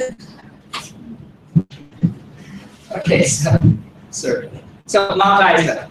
So this is a project that worked on many years ago. In fact, I'm actually pleased to tell you that this, I believe, was the first time that the DC resistivity and IP data were, for a mining industry, were inverted in 3D, and we did that. So it's an area in Australia, sitting up here, and we're going to present everything in these set files. So first of all, there's data. There's a question that needs to be answered. This sketch that you have here, it's kind of a cartoon. It's got some colors on it. It doesn't really much matter what these units really are, but there's some volcanic units up here. There's this purple is it's called a breakaway shale. It's a black shale. There's some siltstones up in here in blue, and the thing that we're interested in is a mineral horizon called the Mount Nova horizon. And the basic question is can a conductive unit, okay, which would be a potential target in the siltstones, for something in these blues, be identified with resistivity data? So that's the question. You're looking for this mineralized zone, and yeah, you want to see if it could be identified. The first thing you have to do is look at the physical properties. So we've got all of these units out here.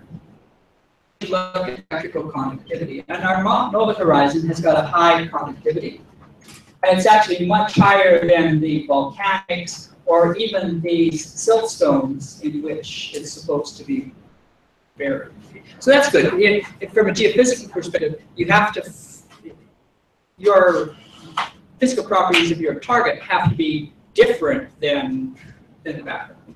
So that's good. It's high conductivity, except it's not the absolute highest conductivity. There's something in here, these breakaway shales that are even higher.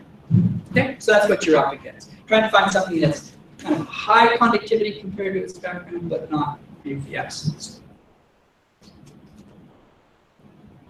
So we're going to do a survey. We're going to do a BC survey. So this is going to be a pole-dipole experiment. The geology is running pretty much north-south, and so we can do a whole bunch of east-west lines. And for each of those, we're going to get a pseudosection. Now you know what these words are. Pole-dipole. So we've got this potential, and we're going to do a pseudosection across, and we end up with these as 10 data maps. Now remember I talked about excitation, so that if you're trying to excite a body, it kind of depends where the currents are going. So this is with the currents on the left side, but we could also put the currents on the right, and that would give us a dipole-pole experiment. Now we get something different. So our data are definitely different because we've excited the body differently. And now we notice that we've got high apparent conductivities here. So those are our data. 20 maps. I want to see if we can get something geologically interesting out of that. So we're going to take those 20 maps of data, we're going to put them into an inversion code, and then see what we get up. So now the inversion code is basically the following. And that is that we're going to take an earth model and we're going to divide it into a whole bunch of little cells. In this case, it was about 500,000. And the values of each of those cells until we fit all of those 20 data maps, as well as get something up that's geologically smooth and not too extreme. So what I'm going to show you, so this is going to be the result of that inversion. So this is a mathematical cube of those cells. And then what we're going to do is to move this progressively in. So we're going to slice from south to north, and then we're going to slice top to bottom. And then lastly, this whole thing is going to rotate around, and we're going to plot the isosurfaces so that we see only the most conductive surface.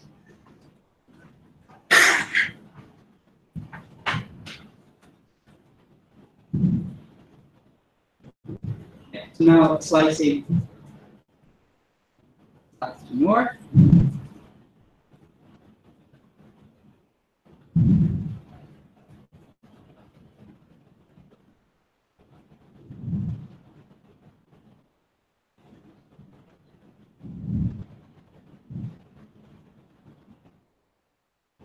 Now getting around.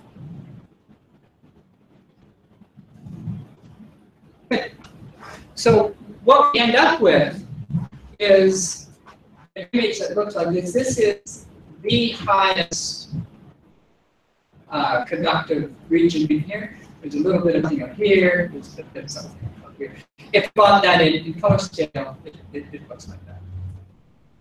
At least at this point, it's not starting to look like geology, right? It's not just looking at data. If we look more closely at what we think we've got, this big conductor that comes in here is really interesting. It's the big geologic unit that's there, but it's that black shale unit. It's of no use to us from a mineralogical perspective. The other thing that we had out here, so we noticed there was this guy here. So he's kind of like a more moderate, he's in something that's kind of like even less conductive.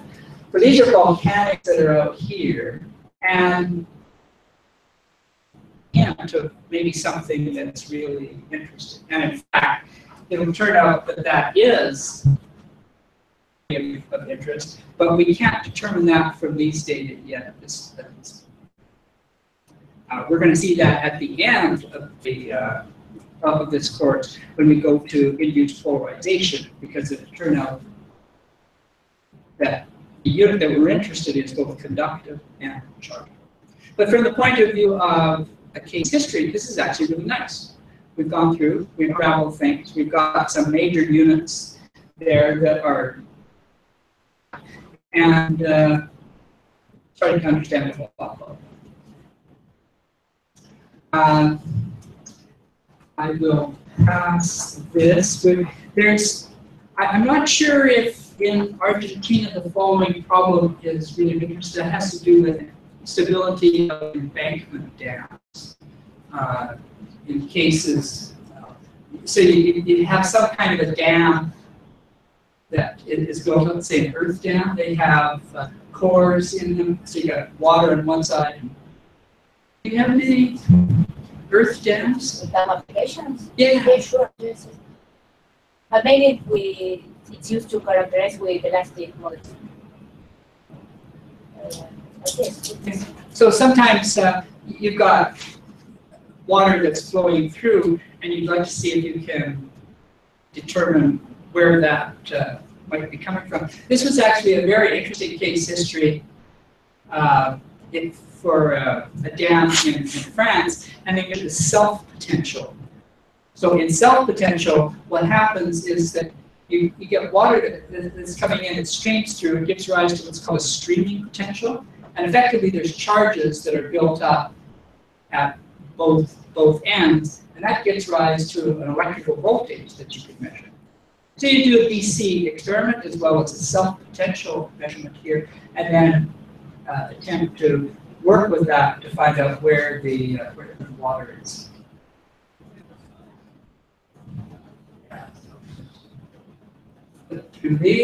So these are all available. They're all provided to you, and we could go through some of those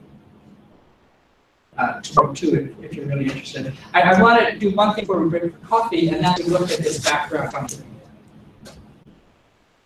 So let's go back to this. We had our sphere here, and here was our currents that are coming in And we decided, okay, this is actually really good. We've got a low apparent resistivity. It seems like a good job. So my question now is, suppose I take this exact same scenario and I put in a little layer above here. Okay, put in a layer that's, say, a resistor. So now I've got a resistive layer in there. What is going to happen to the currents, and what's going to be my ability to see the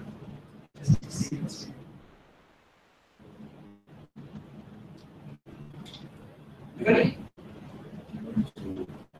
What you won't see. Won't see it, and why?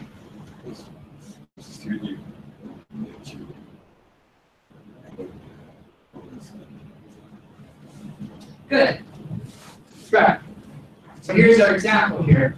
So now I put a resistor in here. And now my currents they can't flow through the resistor, so they have to flow above. I'm not seeing any currents in here. My apparent resistivity, I didn't say experiment, is actually 1600 ohm meters.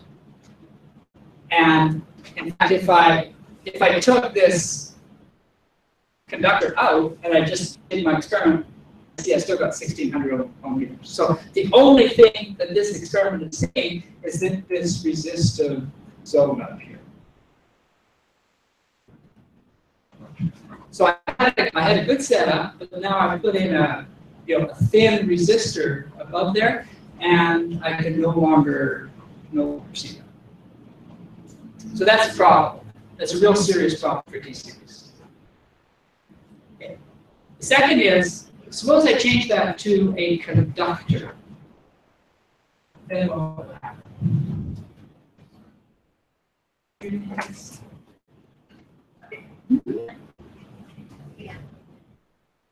It is. What's going to happen? I didn't get a conductor there. Okay. The resistivity will pass through, so we'll see the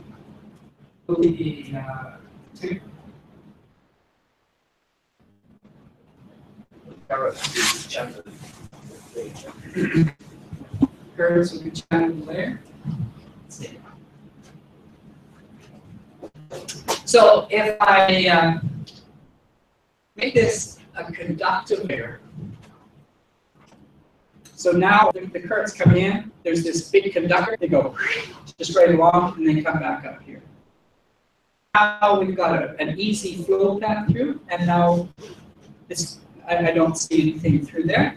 And if I look at my apparent resistivities, they're 47 ohm meters, and without the sphere, it's 47 ohm meters.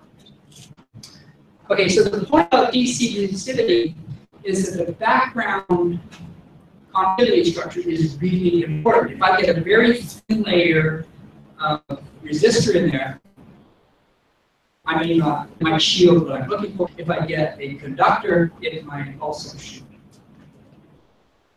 So that's this example actually is a motivation now to see, okay, if we had some type of inductive source, could we actually see through that, or what would our chances be of seeing that very conductor source? And that's where the EM part is.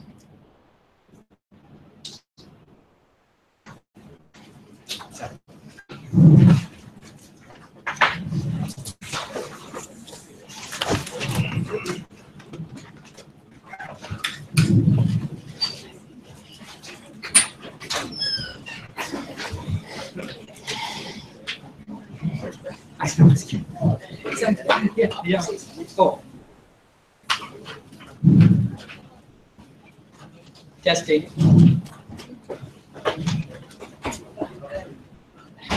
Testing. Snorting. Snort. Smart. Okay. What's it? Yes. Sí, a mí me avisó que no iba a poder venir.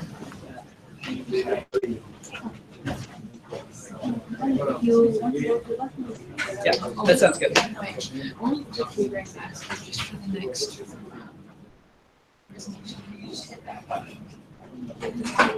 Because then, Yeah. otherwise, like this. So if I do this. Oh, I see. Oh, okay. Yo te respondí lo de mañana. I can do that.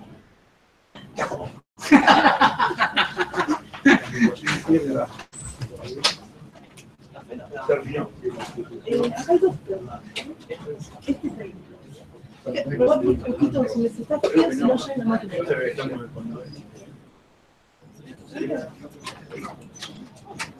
Vale.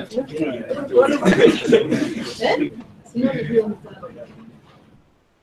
Sí, no, está bien. ¿Está bien? Ah, bueno. Pero Si no, miren por acá.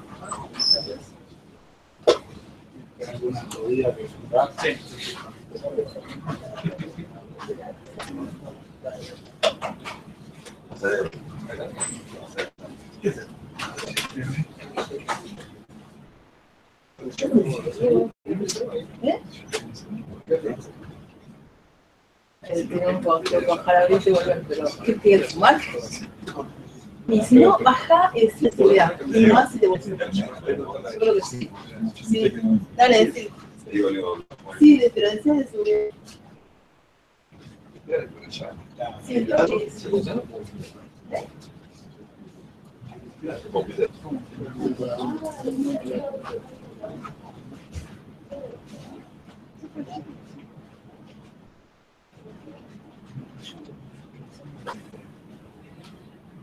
Ahí, los dos.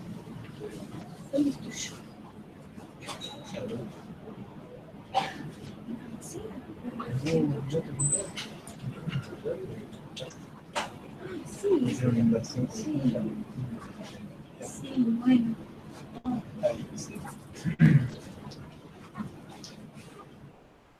Tengo las ganas de ver un poco más de eso.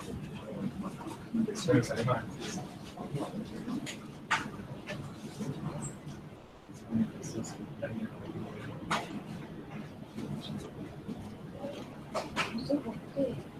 Ese.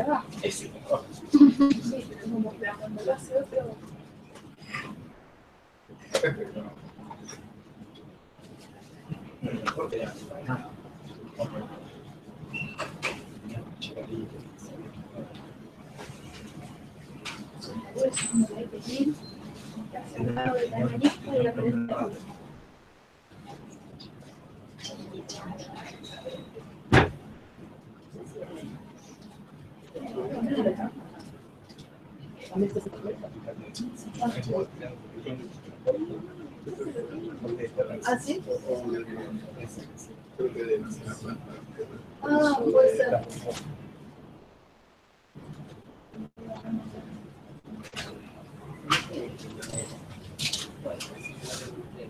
No debo hacerlo, sí lo veo. Bueno, sí. Sí, no, pero son cosas. Sí.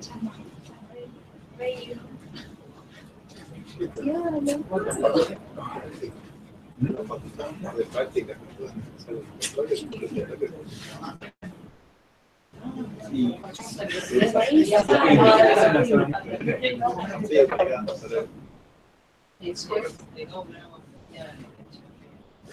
En general, una prueba así pasar y tenés que coger.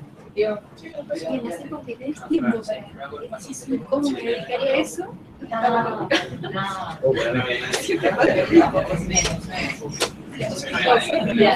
Esa media hora nosotros llegamos a las 7.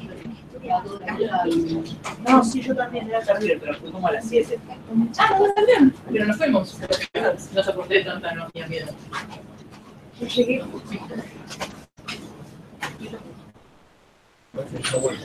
¿Viste en el costero? Perdón. Claro, yo me he Sí, no, está una vez.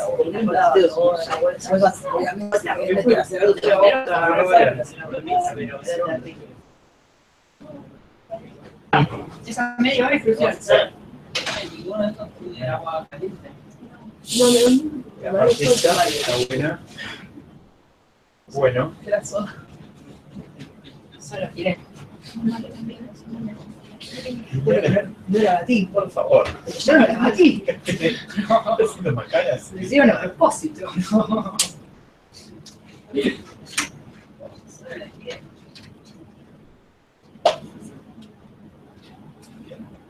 Miriam. Ah, sí. Ah, de verdad. Sí, sí, no te-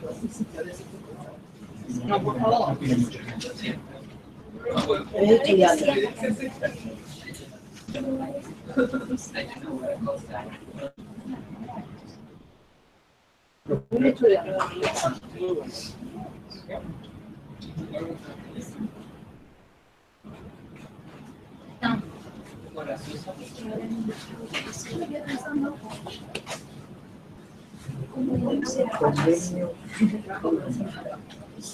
Plata con San Juan, yo creo que una noticia de San Juan. ¿Cómo tenés que conseguir esa averiguación? Ya sea para la carrera.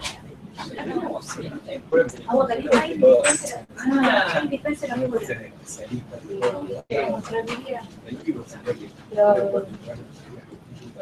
estamos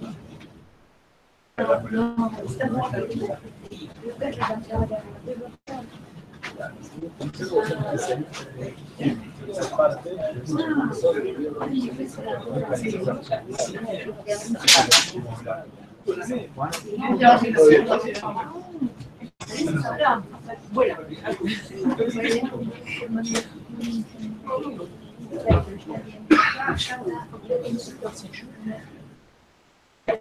me digo por ahí que es una cosa como general. Tienes un especialista. Vamos a funciones que bueno, vamos al sur. Claro, cuando vamos a conocer el sur de Todas las está lleno de facultades, gente como esperando, ¿verdad? no, en el curso. Salimos, somos un colectivo. Sí, aguante la parada. Eso todavía estamos. Se permite una facultad y va a ser. ¿Todo bien? Debería ganar cantidad. Y hoy como el plaza depende mucho del día, salen o no salen. Porque la saca, siempre. Pero el plaza no saca para nuestro vecino. Igual cambió. Ahora parece que plaza. Ahora son a las 9:30 a la escuela de plaza. Pero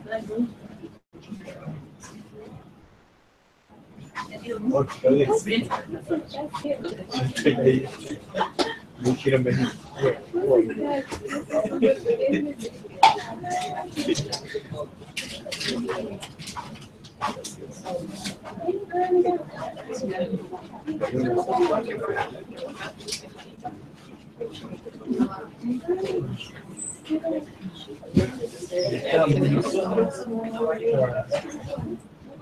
está bueno, ahí estoy venezolano. No.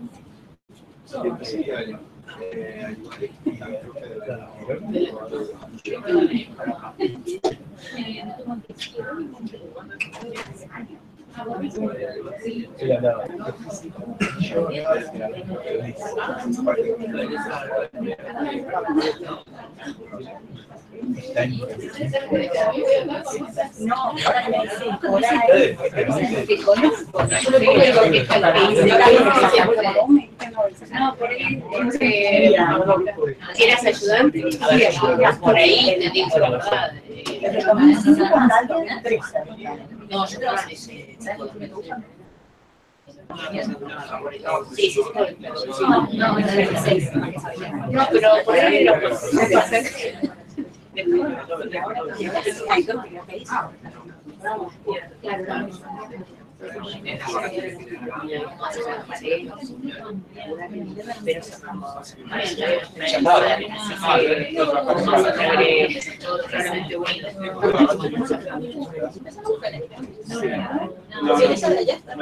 sí, sí, sí. Sí, sí, sí. O sea,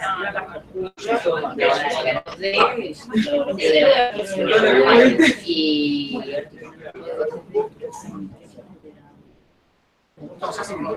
Sí, sí, sí. Así que, así que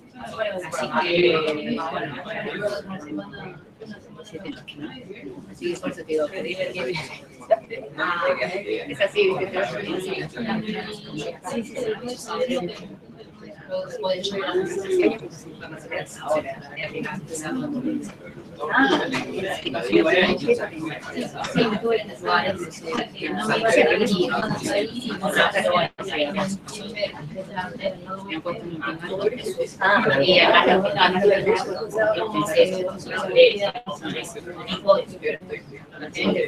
Claro, todo, sí.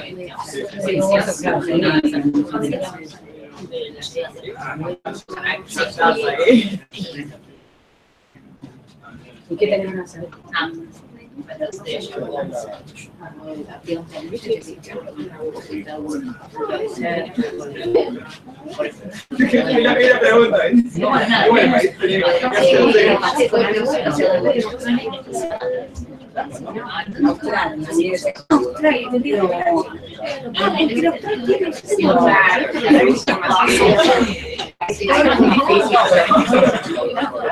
No, mentira, que nadie. Sí, lo conozco.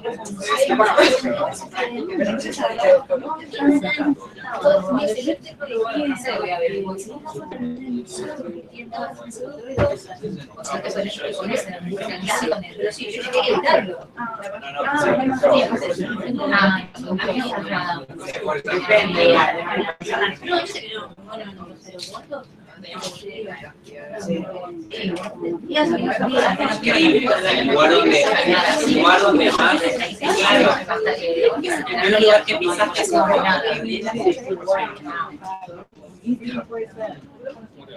Todo eso, yo te agradezco. Va a ser, podés hacer una especie de limpieza. Por el ojo, por trabajar.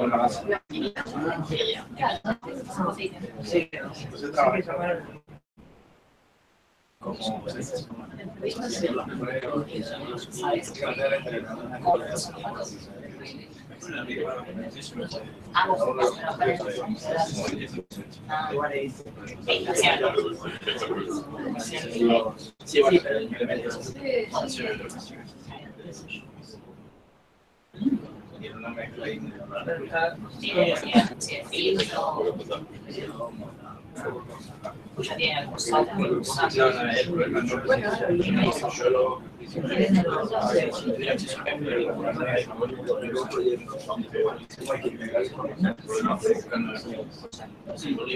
si se hace de vez que te recuperes el proyecto. No sé qué pasa. Sí, igual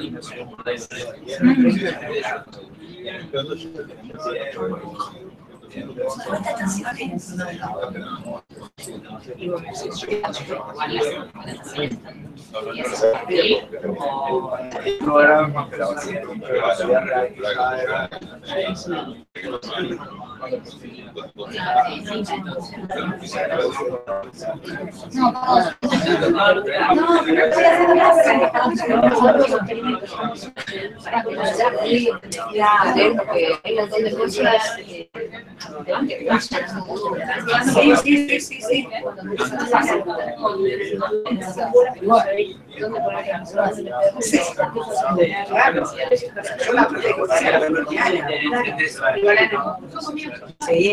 Sí.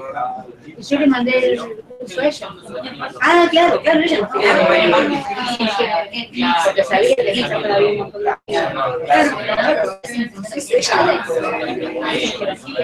No, bueno, bueno.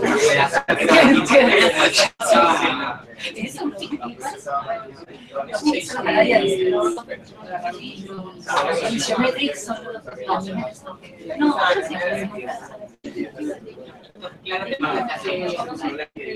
sería grupo, o sea, el programa de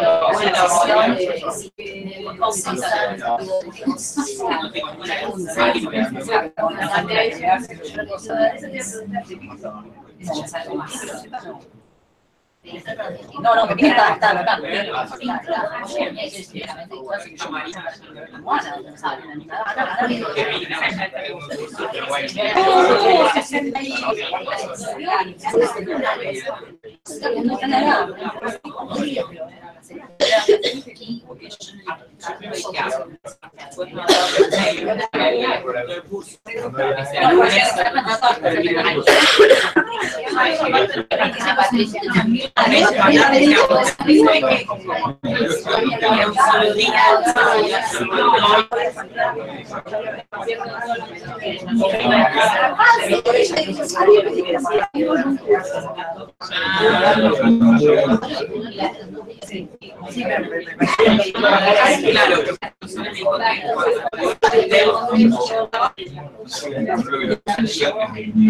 Y en algunos lugares yo le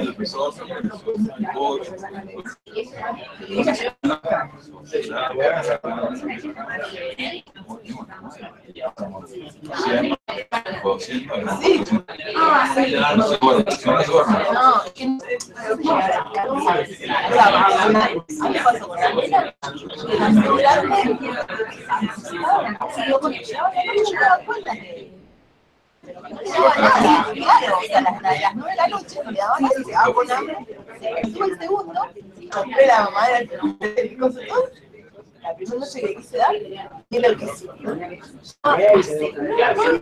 Y eso grabaron, pero le pasaba un menos, y no tomamos madera hasta como la papilla, pero no tomaba madera, yo sé que pues, me toque, le daba una barata. Pero bueno, yo volví a trabajar como y ahí está la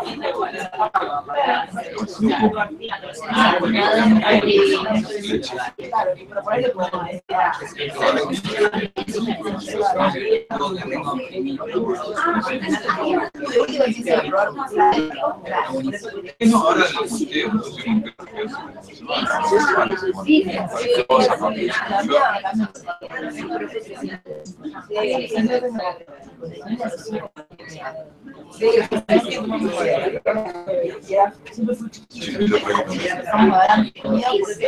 De hecho, realmente podría ser comparado con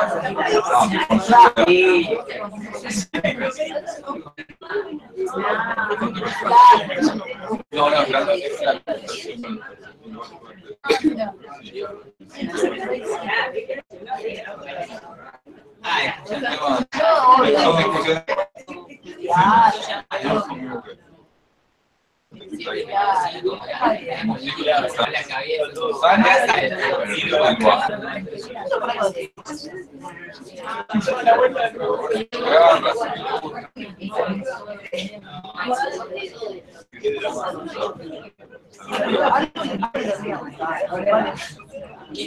Igual sí, con el primero se pone más así, después con el segundo. Te digo, vos la tenía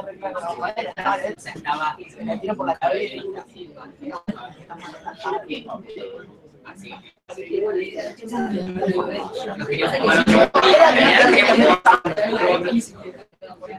La sacan 3,5, una se con 3.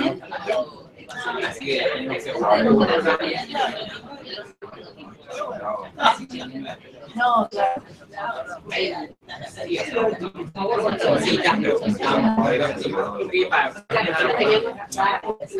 Igual, yo te diría, ahora te pasa que por ahí a las 9 veces lográs que duerma bien un mes. La siguiente, otra vez, que el mío ahora, 3 años y medio, no duermo solo. Hubo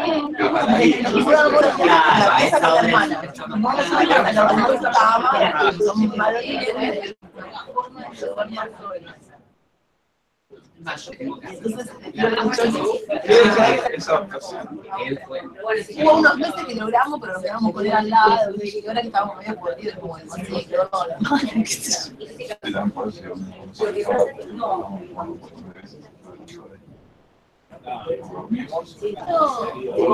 antes del año sí acostumbrarnos, para dentro de unos meses más volver a probar. Ya le solucioné el tema de la comida.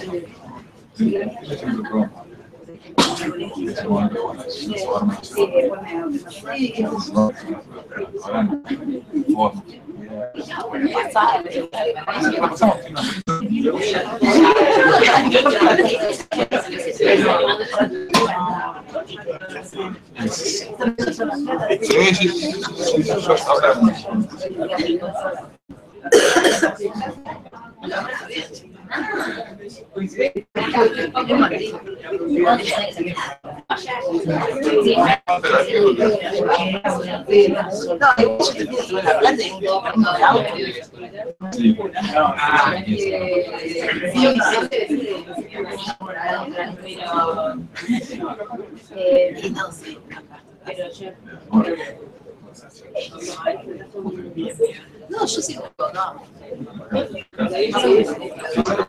no, yo antes vivía en 15 cuadras, está bien, ya en 15 cuadras.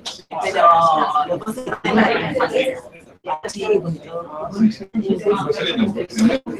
claro, es lindo para pasear el fin de semana, para vivir el sí, no, mucho vivía cerca de la estación, vivía en Piedras y Brasil. Cuando había partido de Boca, no podía salir a la calle. Ahora vivo en Santa Fe. Por Santa Fe por Redondo.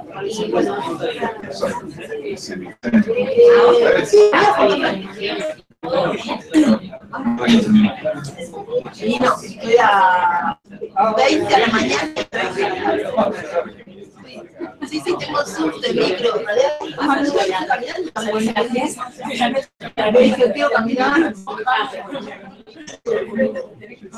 Son 25 cuadras.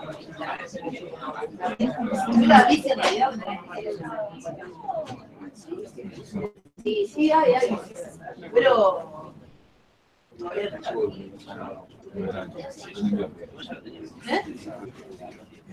Sí, llego, pero también aquí.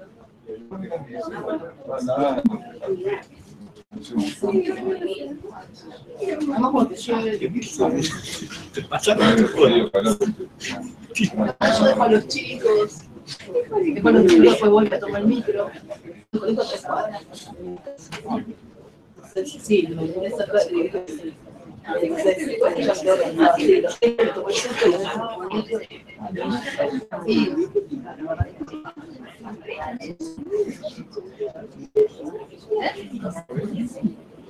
bueno, yo también.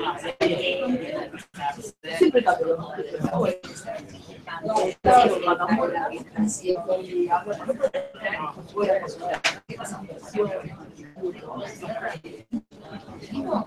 Y estoy haciendo también inversión, pero que todos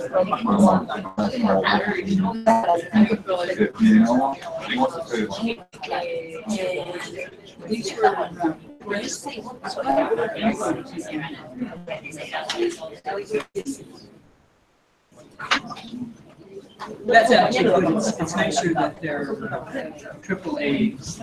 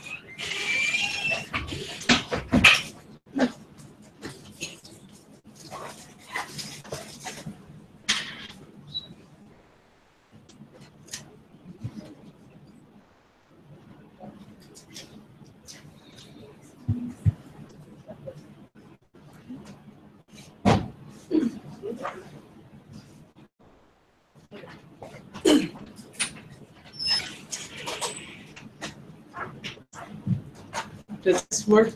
You gotta turn it back on. How about that? Okay, I'll try not to breathe. I'll just exhale. We're in Australia, and yeah, we had this opportunity to see and interact with sort of indigenous cultures and you're playing the didgeridoo. Has anybody here played a didgeridoo?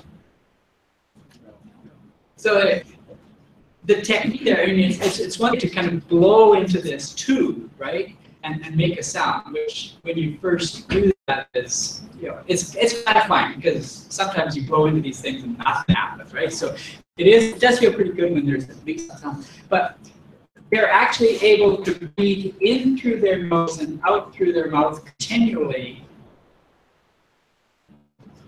Which, if you think about it, it's not easily done. Okay, so now let's take a look at something different. So let's get some motivation. Where or under what circumstances is DC resistivity going to be difficult? Well, if you've got large areas, let's say 100 kilometers high, or we saw some has a resistive layer up here, where you get regions that it's just hard to connect currents, or maybe rugged terrain. All those things would mean that the DC resistivity is actually pretty tough. What we do now is kind of go through some basics of the of electromagnetic induction and show you the results from a couple of apps And then, importantly, we're going to look at what happens if you just have a sphere in a homogeneous Earth and get some insight about where the currents are going and what the fields are going to be.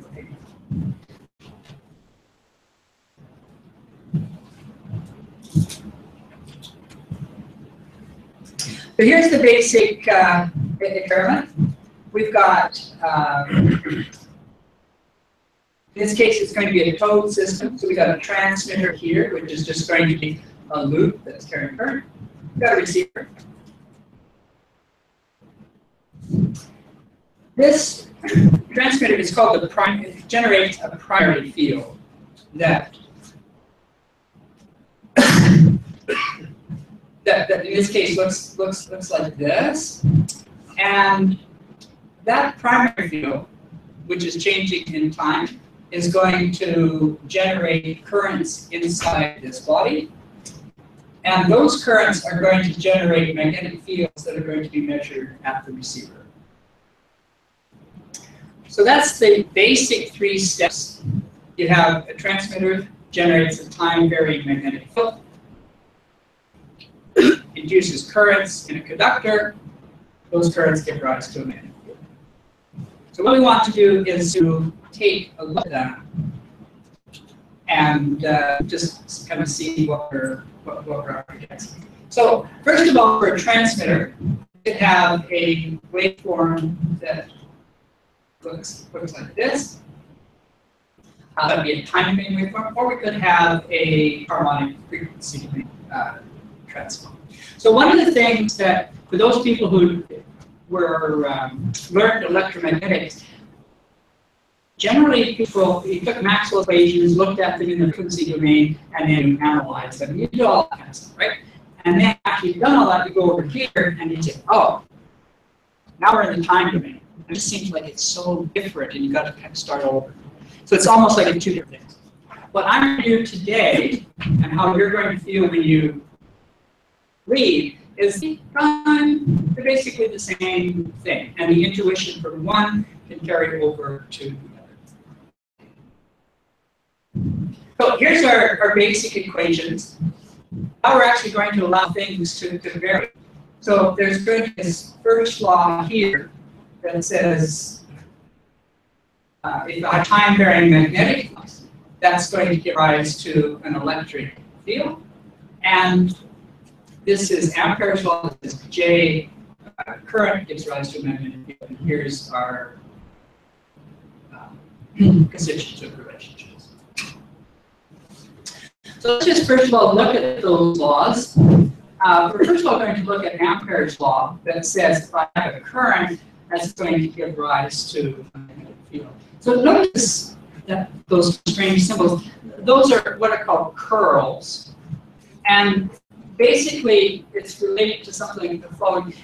You all remember if I have a wire, and then I'm going to try to find what the magnetic field is, use that right-hand rule to your direction of the current, and you look how your fingers are going around, and that gave rise to a magnetic field that's circular around here.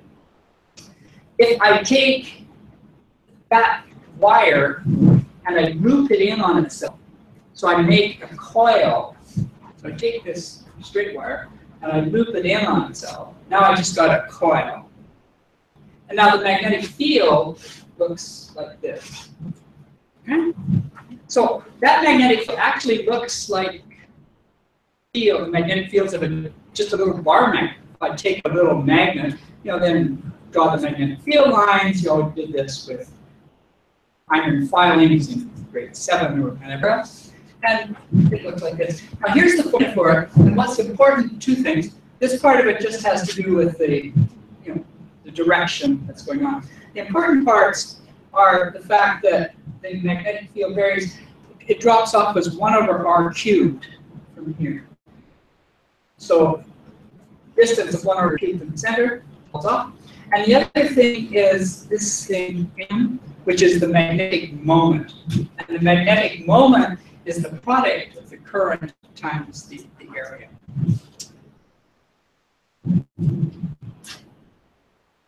So now let's look at Faraday's law, which tells us if I've got a time-varying magnetic field, it gives rise to a curl for E. So now if I've got a magnetic field that's coming in like this, then there's going to be an electric field that's going to be going over.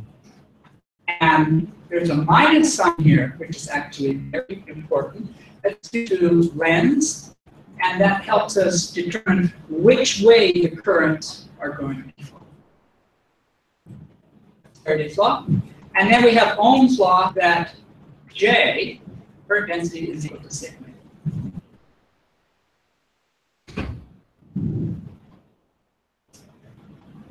So here's the illustration. Again, I'm sure you all did this at some stage in your life. We start off with a magnet. So here's a north pole, south pole. And that magnet has got magnetic field lines that go like this, right? Now, I'm also going to build up a circuit here that's got a coil. So it's connected to a light bulb and a meter and background. So it's like a circuit. If you wanted to draw a circuit diagram here, then this coil has a resistance and self-inductance, and there's a current in here that's going to be dependent upon voltage. The quantity that's important here is called the magnetic flux. So V is the magnetic flux density. So this integral here, an area of the coil, tells us what the flux is through the coil. So if V is from the magnet is straight through here, then it's a value of the area of the coil times V. If it's at a different angle, we'll get a different number. So that's the magnetic flux. That's really important. If I'm in a situation like this, where my magnet is fixed, the flux through here is constant, so there's nothing changing with time. And so the voltage in this circuit is 0, so there's no current that's going through, there's no light. If I take that magnet and I push it into this coil, now my flux is increasing because the magnetic field is stronger at the north end. So the flux is increasing, and that means that my voltage is actually going to be less than 0, and so I'm going to have a negative value. So the current is going to be flowing one way in here, but there's still current. I'm going to get a light. If I pull this thing back out, now I again have a time-varying magnetic, but now my voltage is positive, so I'm going to get a current going the other way, but still the light is going to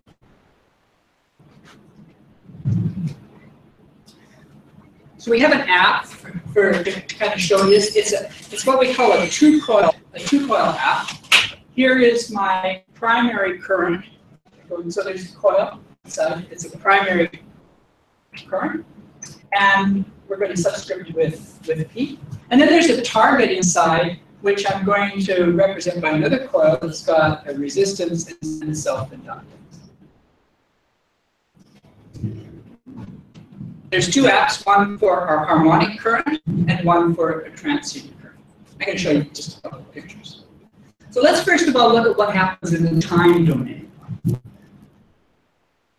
The current in this outer loop looks like this. Okay. So it's on, and then I'm just going to turn it off. My magnetic flux, which depends on the current, follows that same variation. The time variation magnetic flux is just, it's in everything. Basically, you have a delta function here, an instantaneous pulse.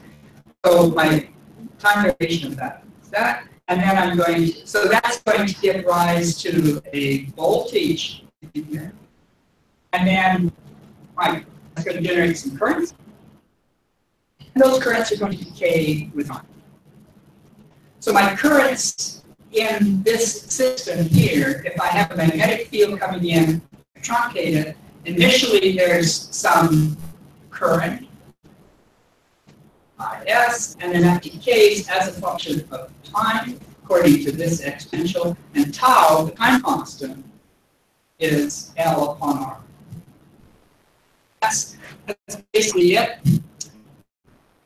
I have a magnetic flux coming in, I turn it off, immediately there's, if you're a conductor, there's a current that's going to be flowing in you, and then that current is going to decay.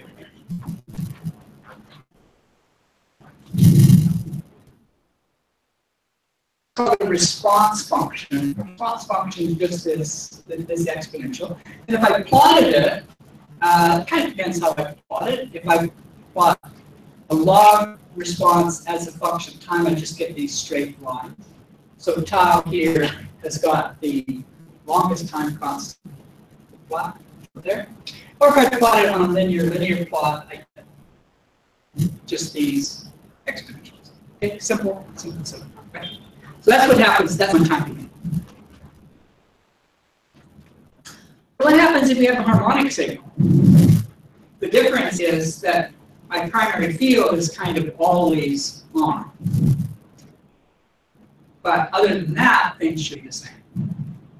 So let's just take a look at what happens.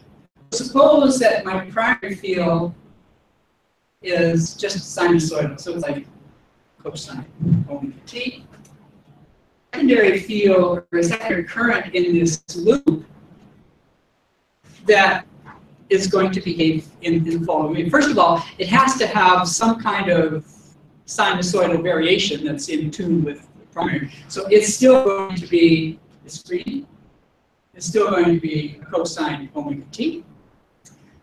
And then it would have a certain amplitude. The other thing it could have is a bit of a phase shift difference between these. So my primary is like that, and my secondary current is the peak shifted a bit. So that's what's going to happen in my my target model. The thing is, I could take this guy, and I could break it up into two parts. I could take this green curve, and I could say, well, part of that is operating as in phase with the primary. In other words, it peaks at the same time as the primary.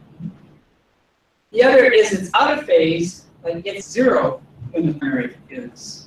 In other words, I've got two parts. So I've got a secondary field, so if this is my primary, I've got something that's kind of operating. I've also got something that's kind of operating. But that's all this is. I'm taking whatever current I've got in here, dividing it up into a part that is in phase and a part that's out of phase. Now, from a mathematical viewpoint, to represent that, we have a secondary current, and so it's got some amplitude, and it's an omega t, but it's phase shifted a bit by this amount of sine. This quantity here just trigonometrically compose that into the sum of some cosine and some sine. If I went ahead and did this, I get this expansion. Because this term here is developing as cosine omega t, it's the same as primary. This quantity here is sort of the amplitude of the in phase part. And so we sometimes call that the in phase, we sometimes call it the real. Alternatively, this quantity here, which is operating at sine omega t, is sometimes called the out of phase, sometimes it's called quadrature, sometimes called the imaginary. Perhaps of all of the challenges with an electromagnetic communicating with a seismologist or somebody else are these words here. EM person is always talking about, oh, we got the imaginary part, or the out of phase part, the quadrature part, right? And or the real or the in phase.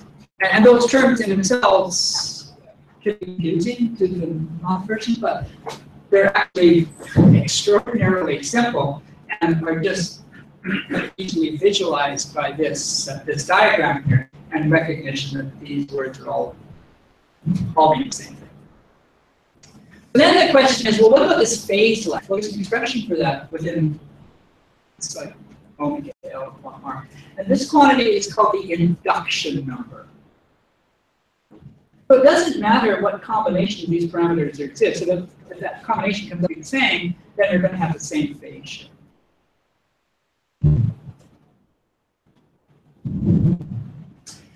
So we could take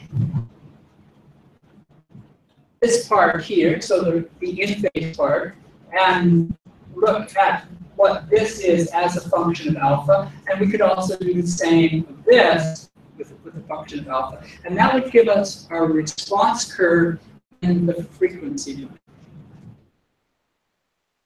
And here's what we have here. So this is an iconic diagram. Anybody who's done electromagnetics, let's see this diagram. And this is the response function as a function of induction number.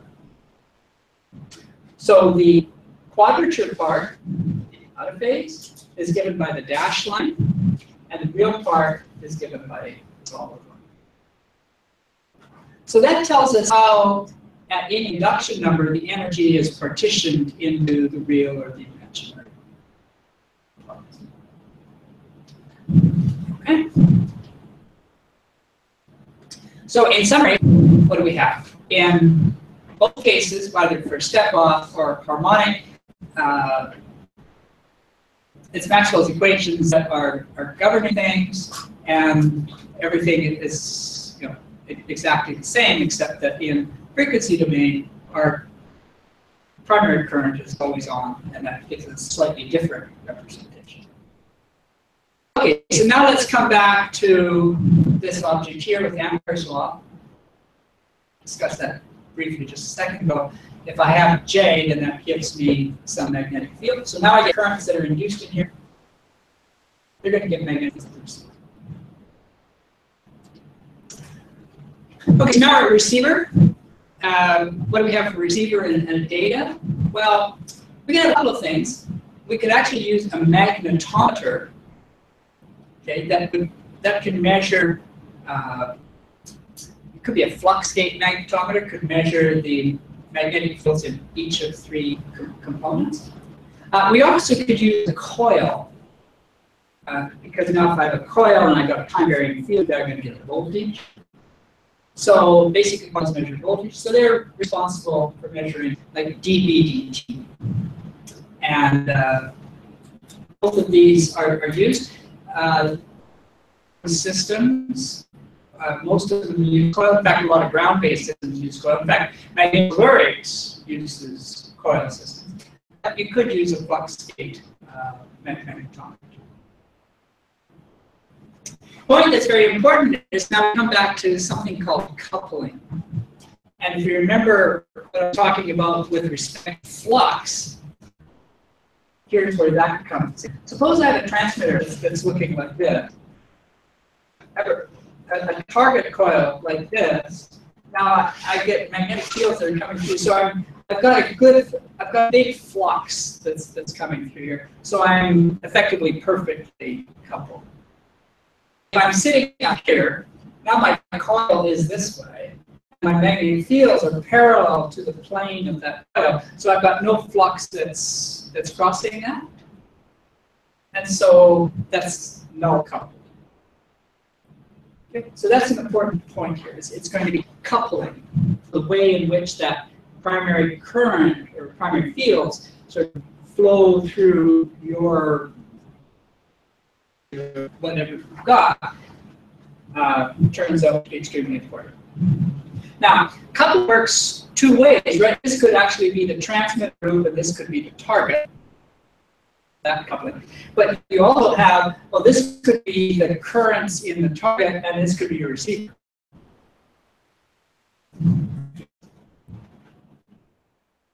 All of this now comes together in the following manner and makes something here quite intuitive in a second. So here's what we have for a generic setup. We've got a transmitter, and we've got our conductor, and we've got our receiver. And the transmitter is going to generate currents in here, and they're going to be measuring secondary fields. Again, one of the iconic equations that you deal with in electromagnetics, you have you have an airborne system or any and you're looking at the ratio of the secondary to the primary fields, and then you're given this expression here, which when you first look at it, it's like, wow, that's complicated stuff. Just because of what we know now, we can almost write this equation down out of our heads. And it's in the following manner. So first of all, we're going to generate a 3-loop system. So here's our transmitter, here's our target, here's our receiver. What we're interested in is getting the energy down from to the target, and on this coupling, right? How the fields from here go through here, and there's a coupling coefficient, so M, and then it's 1 standing for loop 1. So M1 is the coupling from this loop to this loop, and M23 is coupling from here to here. If we thought about looking at the ratio of the secondary to the primary signal, well, the secondary signal, okay, has got this coupling down here, so M12, M23, so that's the numerator. The primary, just this M13. So it's like that. So already that tells what these terms are. And then in addition to that, we haven't factored, we've got the energy down. We haven't factored in like, okay, this is going to interact with the body. There's going to be a response function. So here's the response function. Intuitively, you look at that formula, and it's like, okay, I got it. This is the energy from here to here. This is the energy getting from here to here, and this is the response of the target, and the primary is just getting from there.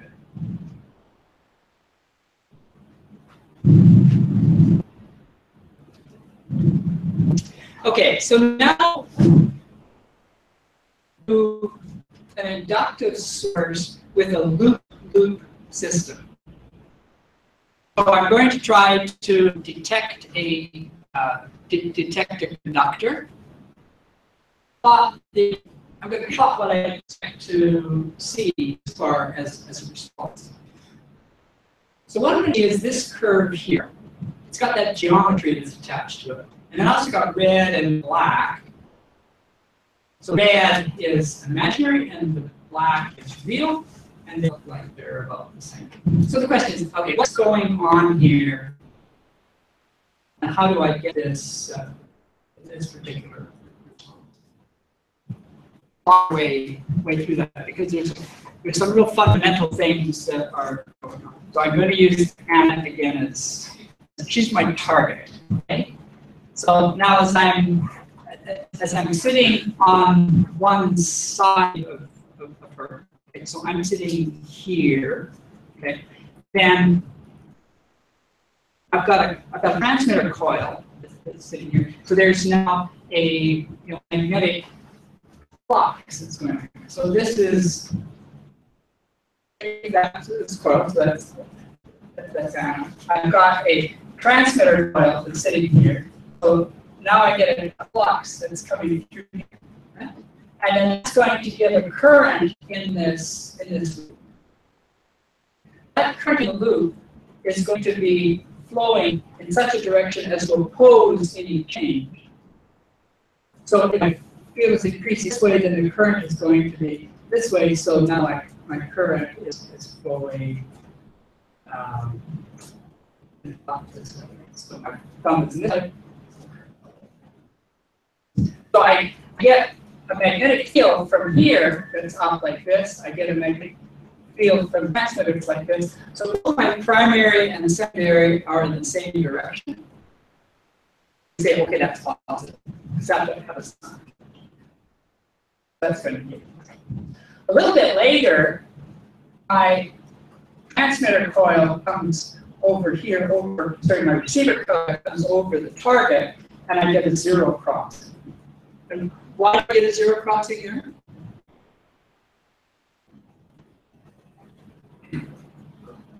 It's not increasing anymore. It's decreasing. pose. Pardon me? Yeah, go ahead, David. That's right, it's not coupling. Now we have a coupling problem, right? So my coil is like this. The magnetic field, there's still current in here. My magnetic field is kind of coming like this, but it's parallel to there, so I get a zero cross. So that means I get the zero crossing. Now that my coils are, my transmitter is on this side, my receiver is on this side, I still get current, so it's going in the same direction. Here, my secondary field and the primary field are in the opposite directions. So that gives me a negative. And then I get another zero crossing. What's that coming from? Go ahead, you're on a roll. What's another zero crossing? Where's that coming from?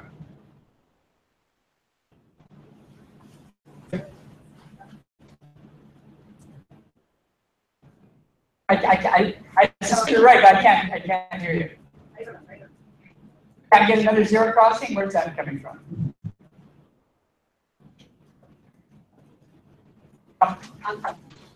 Right, so, and what coupling is this?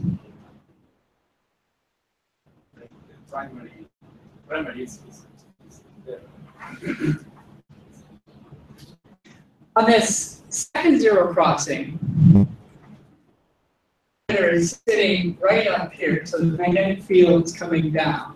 So now there's no coupling between the primary and the target, so that's a zero. And then when I come up here, then now I've got flux going through the other way, and my primary and my secondary are in the same direction, so it's positive. Okay, the point I want to make about that of this curve that you see here is basically just due to coupling.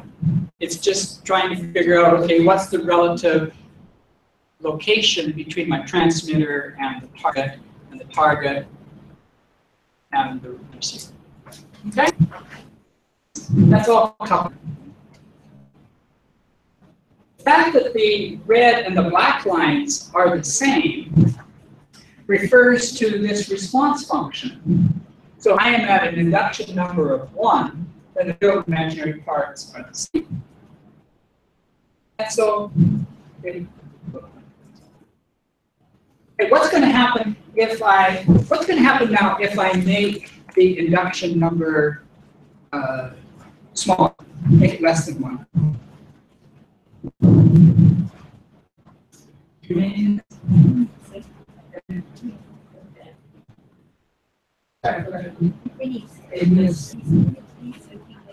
Okay, so now I've got these curves. So it'll say if I ask you what's going to happen to these curves if I make the induction number less than 1. What's going to happen to these curves?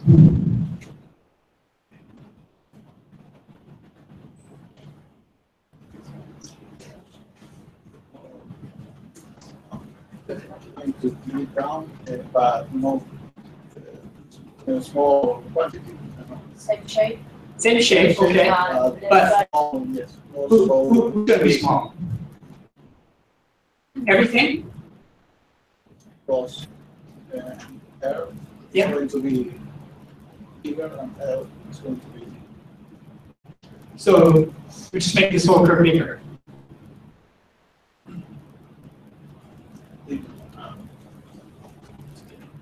Are the red and the black going to stay the same? Are they going to overlap?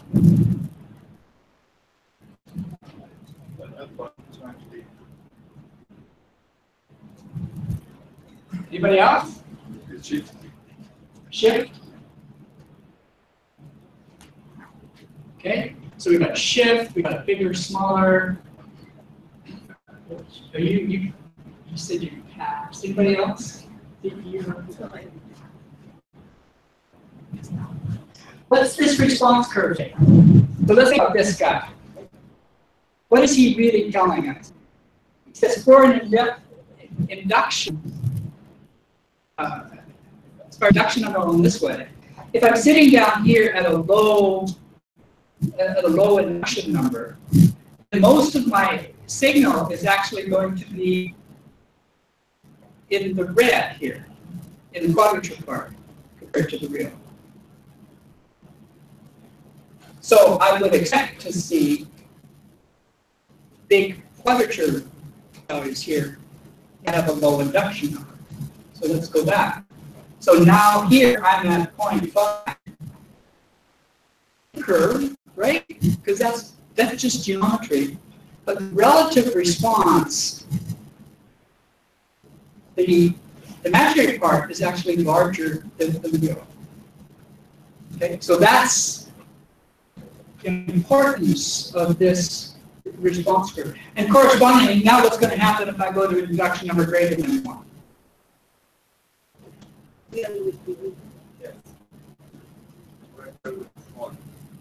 Yeah, so if I go to an induction number greater than 1, now I'm over here. It's the real part that's more important than the imaginary. Okay? So that's great. So now we understand. Now we're starting to kind of understand things, right? So there's a target. I've got a coil here, and it generates some currents that gives rise to magnetic fields. Measure them up here, and then depending upon whether Anna is a really big conductor or she's not such a big conductor, either the imaginary part is smaller or larger. What happens in the time domain? What would you expect those curves to look like if we had a time domain experiment? So now I take a coil, I've got a current in the coil, I turn it off. Turn that current off, there's current in the target. Okay, what's going to be the shape as I now do that experiment successfully over here? So here, I'm going to turn the coil off, here. So I'm just going to do a whole bunch of those as we go along. What am I going to expect for? You mean when to turn off the? Well, for each, I'm going to sit over here. I've got a coil system. I'm going to turn it off. Ah, okay. And then I'm going to get. Let's suppose I look at a particular time. Okay, we'll pick one time. I'm going to turn. Get it off. I'm going to do it over here. We'll look at the same time. Over here. So I'm going to be able to sketch it.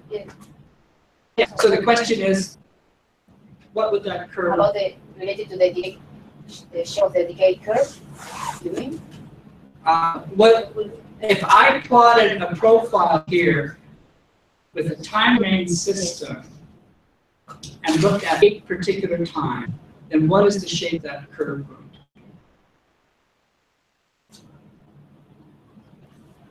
be? Javier?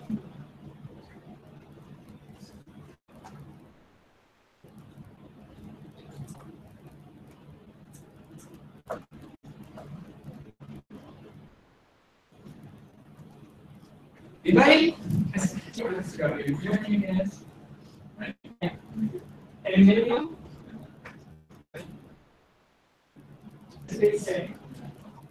Right. It should be the same, right? Because all of this stuff has to do with geometry. So let's look at a particular time, t1. Did this?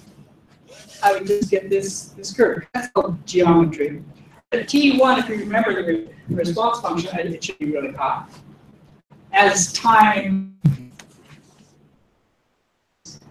response function decreases, so I just get curves that look like this. So they have the same shape, but they just kind of continually reduce in amplitude. And the rate that they're reducing in amplitude tells us something about tau times. But you can hear, like it's exactly the same. So much of that stuff had to do with coupling. Okay? And then that gives us that kind of characteristic shape. But depending upon what time we're looking at, we see a bigger response. Okay, is that because once you have that, then to go to the next example where we've got like a 3D survey is not a problem.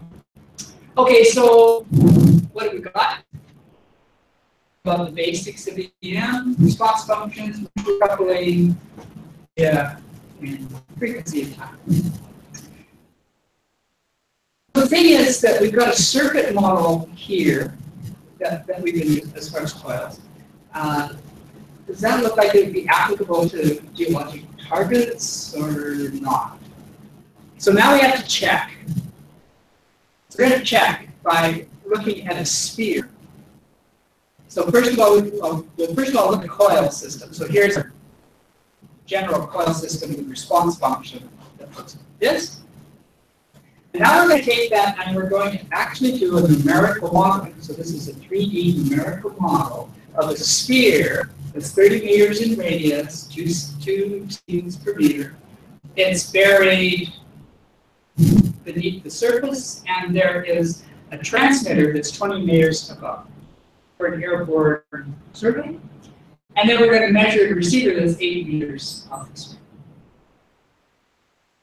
So that's the true physical model. We take that and we're going to forward model that with a numerical software, and we get a response function that indeed does look like this. It's got this imaginary part, and there's so it gives you some idea that, okay, the general ideas that we're getting with a circuit model and these coils, it's probably okay to think about physically as to what's going on. So now we've got a simple that we can use to build intuition. So how was that, how were those data obtained? So they were built on a cylindrically symmetric code using a finite volume, and it's both in frequency and time. And it's all built on SymPeg. So this is an open source resource that can be used for the application. And the prime developer of this has been Lindsay for the EM portion of this. And there's another paper by Cockpit. Also, there's 2 papers here. This is actually, so this code is available. It's actually amazingly flexible because it does anything with a 2-dimensional symmetry. And if you think about this guy, okay, so if we're sitting right above the sphere, then it's right on the axis. And the Earth is cylindrically symmetric. So we can solve this 3D problem with special consideration by using 2D cylindrical symmetry.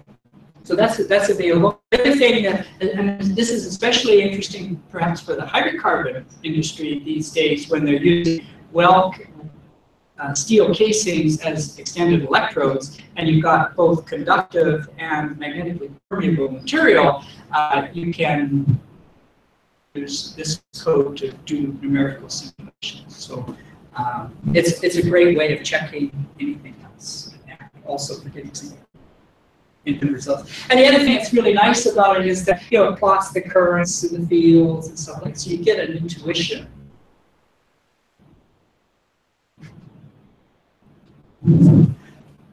So we're doing pretty well. We've got the 2 coil apps, we've got the cell model. There's something we haven't yet accounted for, and that's propagation of energy from our transmitter to the target and from the target to the receiver. So let's take a look at that. So now there's this question. Okay. If I've got a source up here, there's going to be Vivian is a conductor, okay? I gotta get energy to her, right? Somehow, I gotta get energy to you, and then those fields are going to generate current, and then that information has to come back. So, what does the the material properties of the region between you and me have to do with? How does that affect it? So, we need to look at fields and fluxes in a conductor. So again, we have to visit Maxwell's equations. Here's our first order equations here. We can combine them into a second order differential equation. This term is a diffusion term. And this term is a wave propagation term. So here's where the GPR is going to come in. And for most of what we're going to do, this is the term that's going to be important. For now, we're going to take this equation, we're going to do a Fourier transform on it, and we're going to write this guy like this. So this is what's called a vector Helmholtz equation. The important quantity here is K, which is called a wave number. And it's got these terms here. So you can see, here's all three of those physical properties that we've talked about before. Mu, epsilon, and sigma are all coming into this wave. If I make an assumption that this ratio is much less than 1, so if omega is small or sigma is large, then this number is much less than 1. It turns out that that usually happens for most of the things that we're working with. Then that's called the, if that happens, I can get rid of this term, accident. And K has this expression, which is given as a real and imaginary form. Okay? So now let's put that to use. Let's make a plane wave. So all those people who are doing magnetic tellurics, then you know what a plane wave is. So it's just a wave that down, and on the plane of that wave, everything is the same. Any difference? Maybe if you're trying to think about how to make it, imagine that you've just got a great big sheet of current. So let's suppose you've got a great big sheet of current that's going into a bolt, right? It's just a uniform current on the ceiling, okay, going that way. Then the electric field must be in that direction. The magnetic field is going to be perpendicular to it. So the magnetic field is like this. And the whole thing is just going to propagate down. So now I've got a plane wave. Here's what the app looks like. There's a sheet curve here. Magnetic field is this way, propagates. If I plug that information into my representation of the magnetic field, it looks like this. So the K, which is complex, then appears in the imaginary part appears in here. So this is e to the minus I, so that's an imaginary. Sorry. This is basically just a phase. This is tell how it propagates. But this quantity is e to the minus alpha z, which means that there's a decay. So if alpha is anything, then that means that the magnetic field is decaying. If I look at the amplitude of h, but the Earth's surface, it might have a value of 1. As the field goes into the Earth, it decays according to this. And by the time it gets to a value of 1 upon E, in other words, this quantity is 1, there's a distance there, it's called skim depth. We're going to represent it by delta. And delta is given by this expression here. So we know that the skim depth, okay, varies inversely to the conductivity and to the frequency. So this is telling us now if I have a plane wave that's coming in, it's actually going to decay. And depending upon the frequency and the conductivity, we're going to have different depths before it reaches 1 upon E.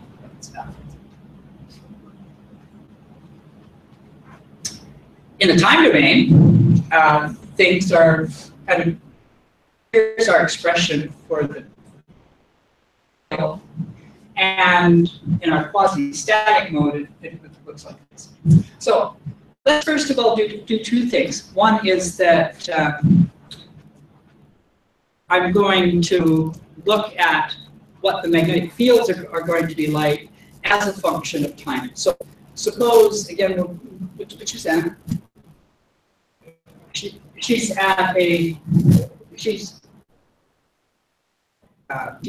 sitting there. I'm here. I'm going to turn my currents off, and immediately there's going to be time-varying magnetic field that's propagating in. She's not going to feel anything for a while. take some time before something gets it. And then the magnetic field is going to rise, and it's going to reach a peak in some time, and then it's just going to decay. I think that's probably pretty intuitive to people. So I'm going to set off a pulse. Okay. If I was purely in a seismic regime without any attenuation, then what would happen is I set off this pulse. There'd be a certain length of time before Anna felt anything, and there'd be a whoop, pulse comes through, and then that's a wave propagation. And in this diffusion, that pulse doesn't arrive instantaneously. There's a certain time, and then it just gradually builds up, and then reaches a peak, and then it goes down. So the little delta function gets kind of out. And this is what she would feel. So even long after the peak, there's still a magnetic field there. So that's a basic difference between diffusion and wave propagation. Is of interest is the following, called the diffusion distance. We can understand this in the following manner. Suppose I turn my transmitter on and I send a pulse. Okay, so there'll be, the stuff is kind of propagating through. If I took a picture of what that pulse looks like at one time, pick a time, then I find that at the surface it's 0.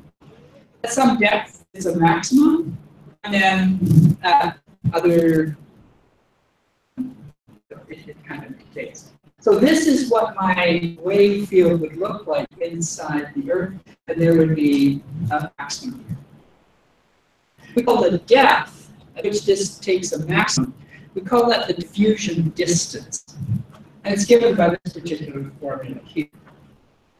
The distance that a wave diffuses increases with time. That's sensible, and it decreases with conductivity. The higher the conductivity, the less the diffusion distance.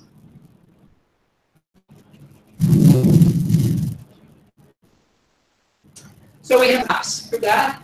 There's both a transient and a plane wave app that allows you to kind of see what the fields are looking like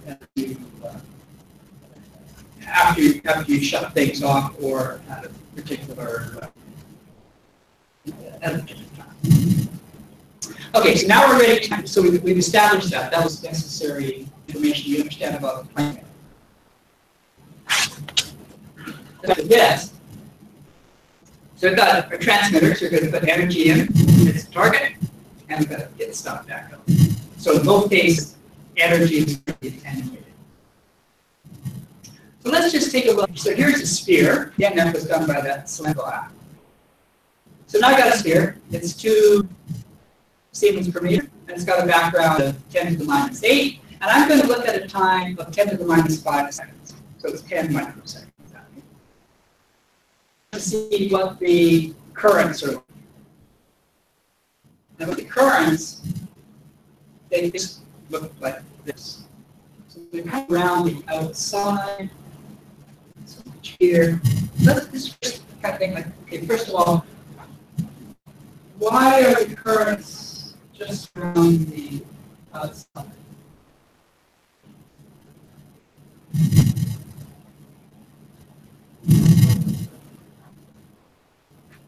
Goes low. Pardon me? Maybe you have an isolator and then the currents go to the street. Well, this is a big conductor. Both things are conductor. I mean, if you kind of thought about, like plane wave energy moving down transmitter, you might think there'd be currents like kind of in the top half.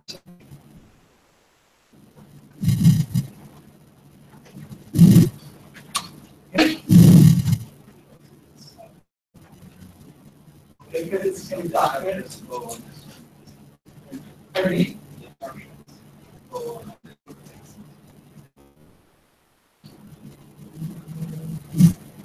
Okay, so here, actually there are no charges. Oh, okay. The currents, why are the currents uncertain?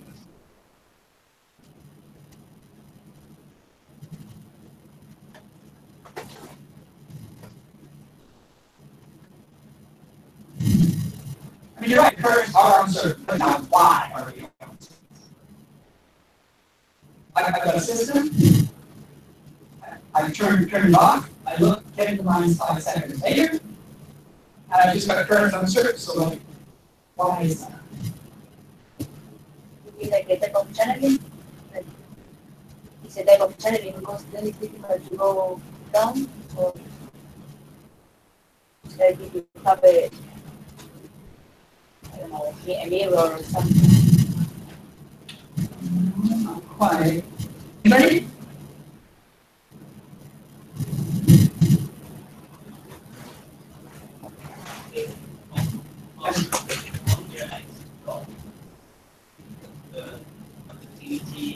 Times the electric field outside, right?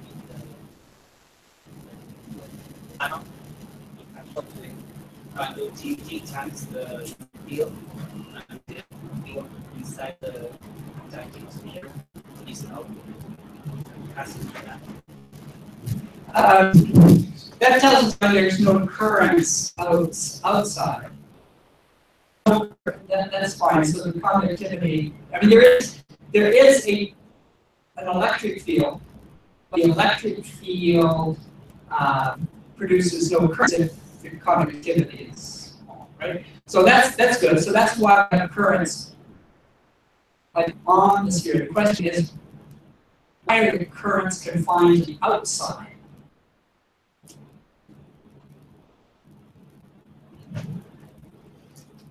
But the gentleman in the white shirt.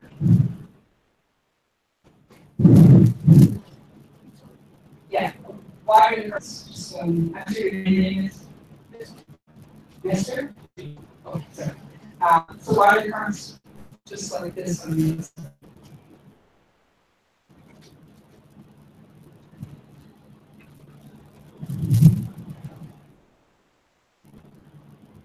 Change.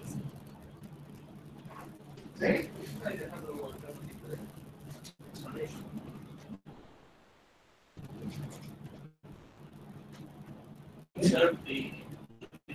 Plus.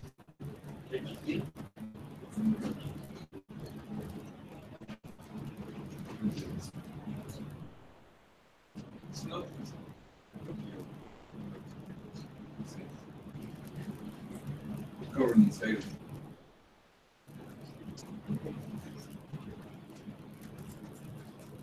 Okay, remember, okay, so here's what you need to think of, okay?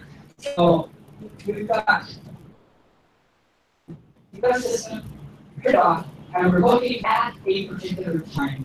Okay? That particular time is 10 minus 5 seconds. So remember we talked about diffusion distance. Yeah, so diffusion distance, right?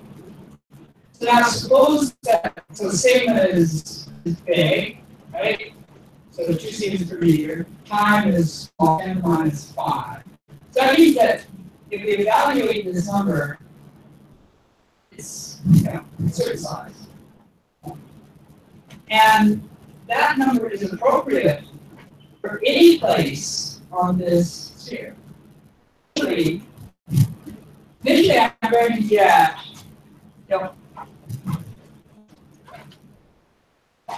currents that are going to be built. Initially, my currents are going to be right on the very outside of the sphere. Okay, especially if I look up at the top.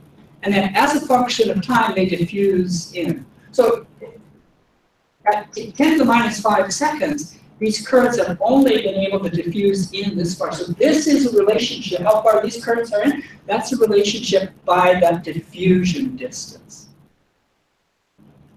Okay? If we had looked later in time, and I'll show you an example of this later, later in time, these currents will actually diffuse down into here and then eventually dissipate. Okay, so that's what's happening. Okay, so now let's get back to our question at hand. Now we're going to take this, and I'm going to change the background and make that more conductive. So this is 10 to the minus 8 Siemens per meter. That's like air. Now I'm going to make it 10 to the minus 2 Siemens per meter. What do you think happened? Let's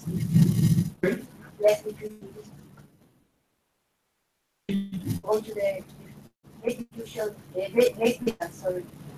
Can you go to the back to the I don't remember the diffusion. You increase your conductivity.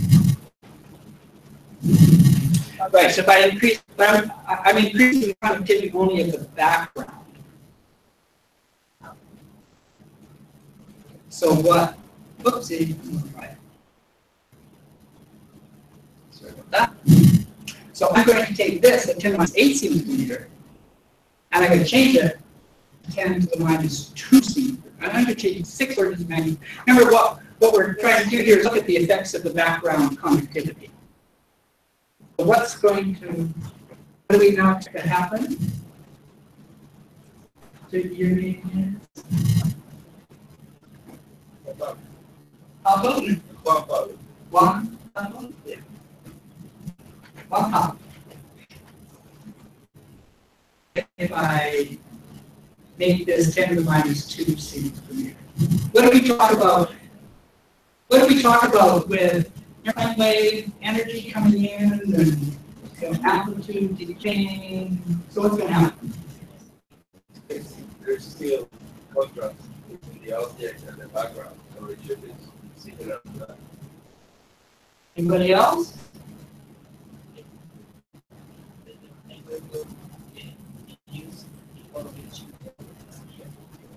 Okay. Good. We've got two points of view. So let's see what happens. So now I'm going to increase this conductivity. 2 Siemens per meter. And that's what happens. Right? But why didn't I change here? Because I'm expecting things to fuse up, right? What happened? Why did I lose a lot of energy?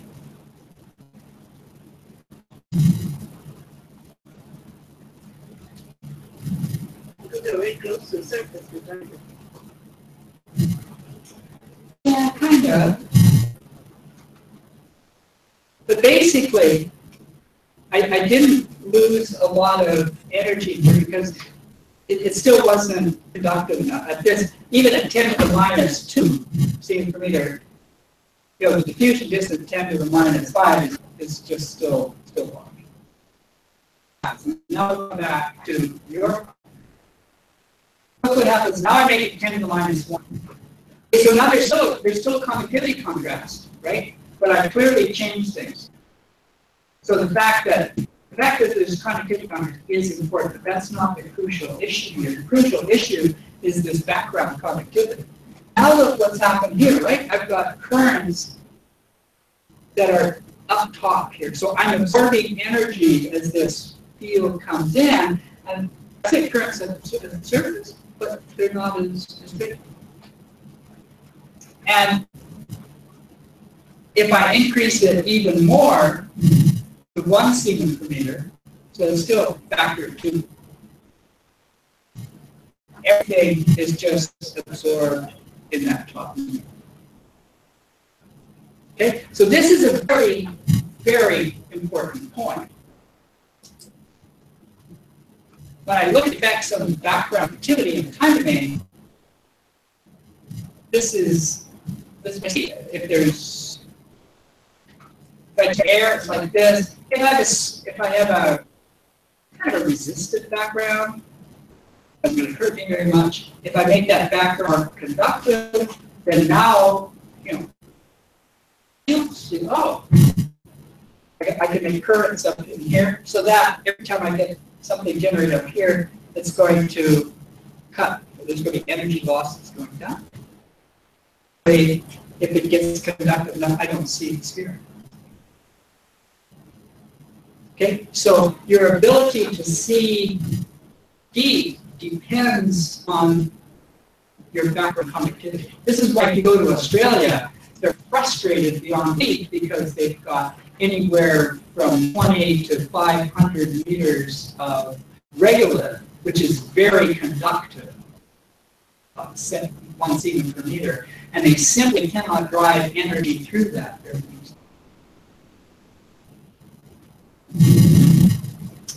So that's what happens in time domain. What about frequency domain? Well, what do you expect?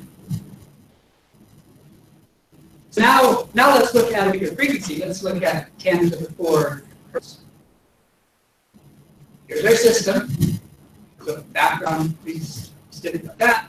And here's our current densities. So that looks like pretty much the same as we have in time. Now, if I increase the background here, then I should see the same effects, right? So if I increase this to 10 to the minus 2, now it still hasn't changed. If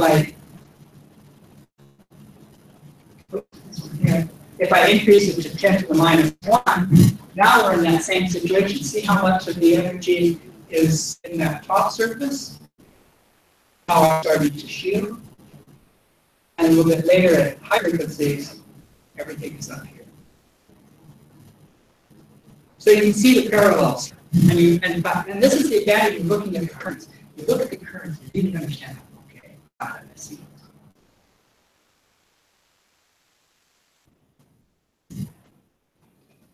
So here's the summary of what's happening in the frequency domain. Exactly parallel with what happened. Okay, so let's recap. What have we learned? So we got usual stuff, plus we talked about energy losses, and we're now ready to look at some field examples. But here's what we have between today and tomorrow for what we're going to do. So first of all, we did DC resistivity. What we're next going to do is turn to time domain EM. And I've got two examples. One is from Denmark for groundwater, and the other is for hydrocarbons, basically trying to get a better velocity model for precisely. Frequency domain, we'll look at the salinization problem in Australia. There's a lot of frequency stuff that's also been done for looking at freshwater from saltwater interfaces. Then we're going to switch gears and look at grounded sources. So that's going to combine DC and time domain systems. We're looking at grounded sources. And we've got an example for de-risking for hydrocarbons. And we'll just talk generally about marine CSAN. And then I don't know whether migrates is of interest or very much interest in Argentina. Pardon me?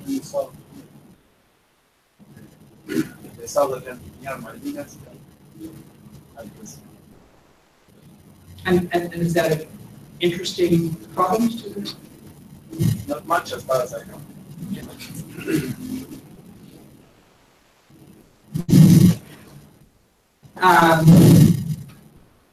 For magnetic tellurics, for natural sources, we'll use Iceland. It's a geothermal system. Then there's a Red Sea that's sort of a combination of marine EM plus T. The mineral deposit that I think I'll talk about is Santa Cecilia. There's a number of reasons for talking about this because it combines DC resistivity, control source AMT, as well as natural source AMT. And then there's geologic mapping. It's sometimes called Z10. Does anybody? You come across that? Might be of interest to you. Basically, it's using natural sources, and there is a mineral history with regard to that. Then we're going to go to ground penetrating radar. I'll give you just a couple of examples. It's kind of a really, I think, just a kind of inspiring example for the use of ground penetrating radar that has to do with driverless vehicles that I think people might be interested in. And then we'll go to induced polarization. So there's a landfill in Denmark, as well as we're going to finish up with my example. So that's a lot. I think we can get through most of them. I think they were going now between the course material. Getting through all this will be today, and first couple of hours tomorrow. And I think that'll probably do it. And after that, your projects, and then we'll talk about something.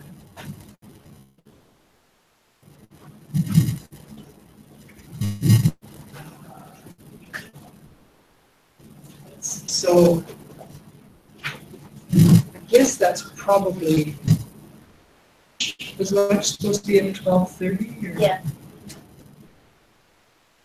That's probably a good place to leave it. So what we're going to do next is then look at inductive sources. So we've talked about geophysical, but now we're going to use inductive sources primarily from the point of view of aircraft, both in frequency, and we've got a few examples. So we'll have a lunch, and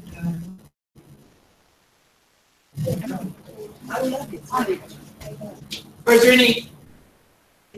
Actually, they are waiting. No, sorry. Let's go. Oh, did you get the ICF? Another thing. Let's do this before we break. So I did make a whole bunch of apps, and maybe this is an opportunity to introduce all of them, just to give you a bit more of a feeling for what they've done. I mean, they kind of spend 10 minutes or something just asking questions and doing things, and then there's a quick bunch of that.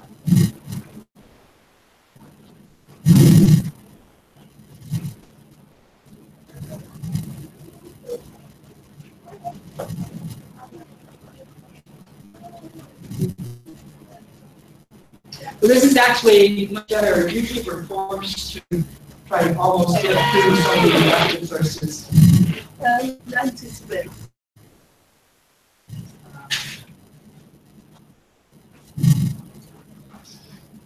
Well, I guess a bunch is. Let's do 10 minutes. Yeah, I think it'd be nice kind of break, and then it kind of show you a little bit. So yeah, we'll. Okay.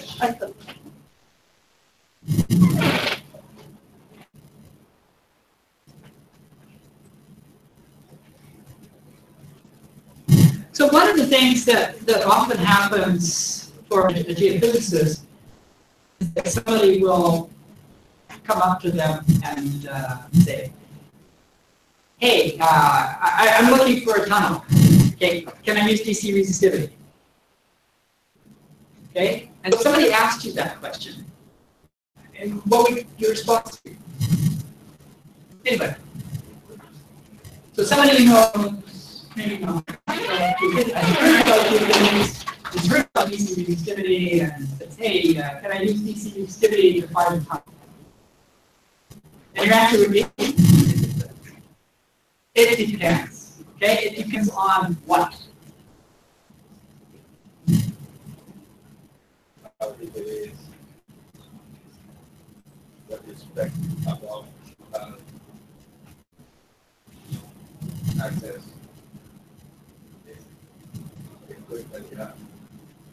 Yeah, I mean, your first part was pretty correct. And our perspective here, all of those questions are really quite up.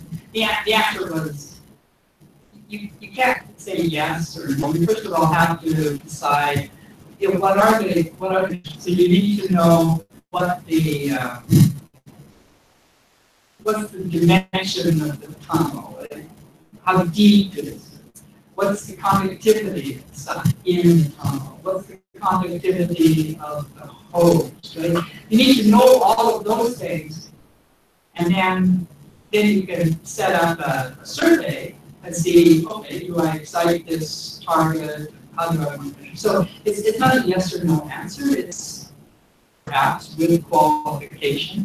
But if he wants, a 1 meter radius tunnel at 150 meters depth,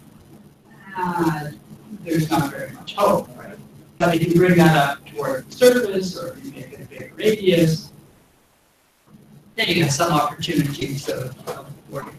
So here's an app, and Lindsay will talk more about how to access these guys and what. But so the app is basically as follows. Here's the kinds of things it can do. So you've got electrodes you can put them in. You got an amp, that's your protection, so you can put them in there. You got a cylindrical target, and you got a background. So that's basically your parameter. So let's first build this tunnel. Yeah, first of all, what would you like for it? By the way, you're going to be limited here to minus 40 meters and 40, so we got 80 meters across and maybe 35 meters. Yeah, so that's sort of the geometry that we're going to be looking at. Okay, it doesn't matter. How big a tunnel? A number. 5 meters. Okay, so we'll make the tunnel radius 5 meters. Okay, and then how deep do we want to area?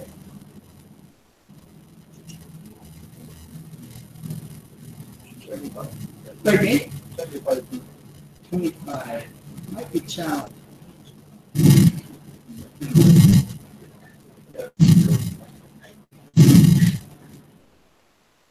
Yeah, we don't go down that far.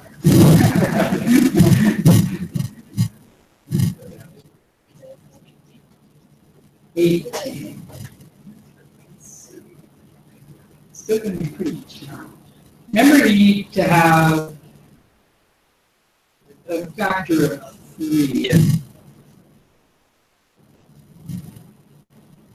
No, we can do it. Okay, what's your tunnel filled with? First of all, what's your background?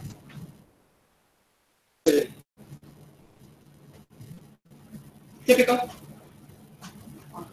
100 meters? Okay, good enough.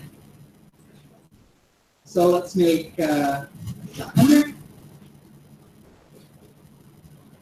Okay. Okay, that's fine. And what's our tunnel? Resistivity tunnel. We're going to go with 30 millimeters, so to the conductive fluid. Okay.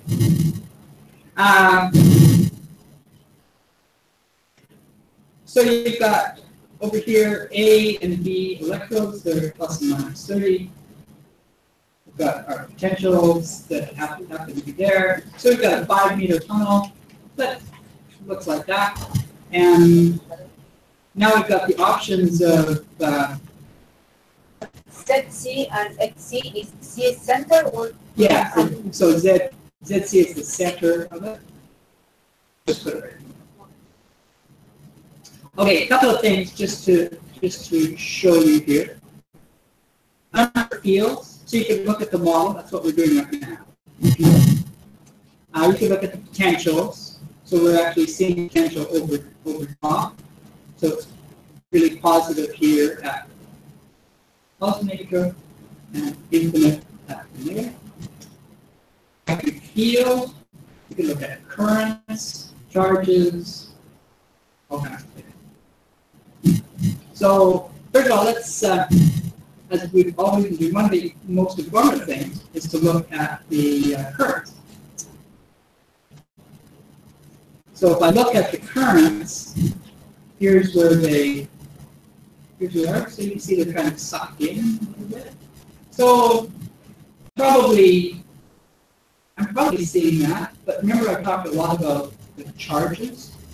So if I went back and said, okay, what would you expect the charges to be? Anybody?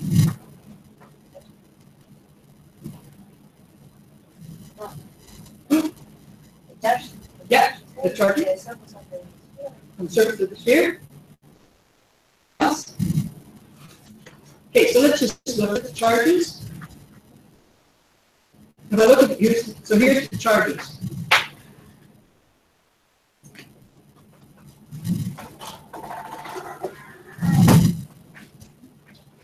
What happened? Those were not quite what we were thinking. There's actually no charges that we can see on the scale. Where are the charges?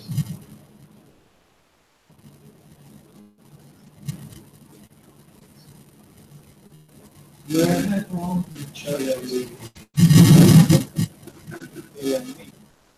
Pardon me? A and B, right? So what's our generator? It's like a big battery, right? So that's where our charges are. So what we're doing here is we're looking on this line. It says total, primary, or secondary. And so now we're looking at the total charge. If we were to look at the secondary charge, now we see what we were thinking, right? So there's total and there's secondary. And yeah, so if we just look at the primary charge, then we just see that. Yeah, but if we look at the secondary charge, okay. One of the things that's interesting and that one can play around with. So up here, there's different kinds of surveys. There's a dipole, pole, and pole. It's interesting to just kind of look at a pole experiment. It's got one current electrode A and one potential electrode M. So now if we look at this current electrode, so here's my current, and there's my charge. So you can see that the currents are going into here, and it's giving rise to those charges. I talked about exciting the object, and it's clearly this object is now being excited. What happens if I move that current? If I move that current, suppose over here, look at charges. So they're moving. Here, there, right? So now you kind of get it. So I've got a current, and so I've got an electrode. It's stuff that's going through, but where those currents are going into the and how those charges are being generated depend upon where that current is. So you can just watch how those charges are being, how they're changing. Okay? The last point I want to comment on is as follows. Here's the current resistivity. So right now, I'm going to keep my current electrode on the left. I can measure with my potential electrode as we go along there. So when I'm sitting up here, I'll put M even closer.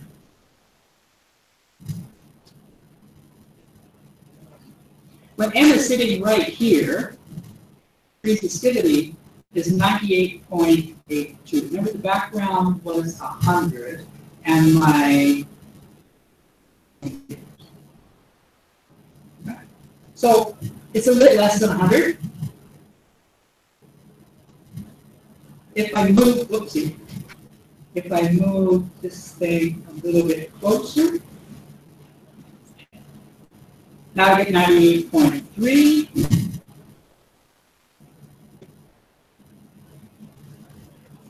97.8. So I'm continuing to go to dull reflection of, like, maybe I'm actually getting closer to this really small conductor.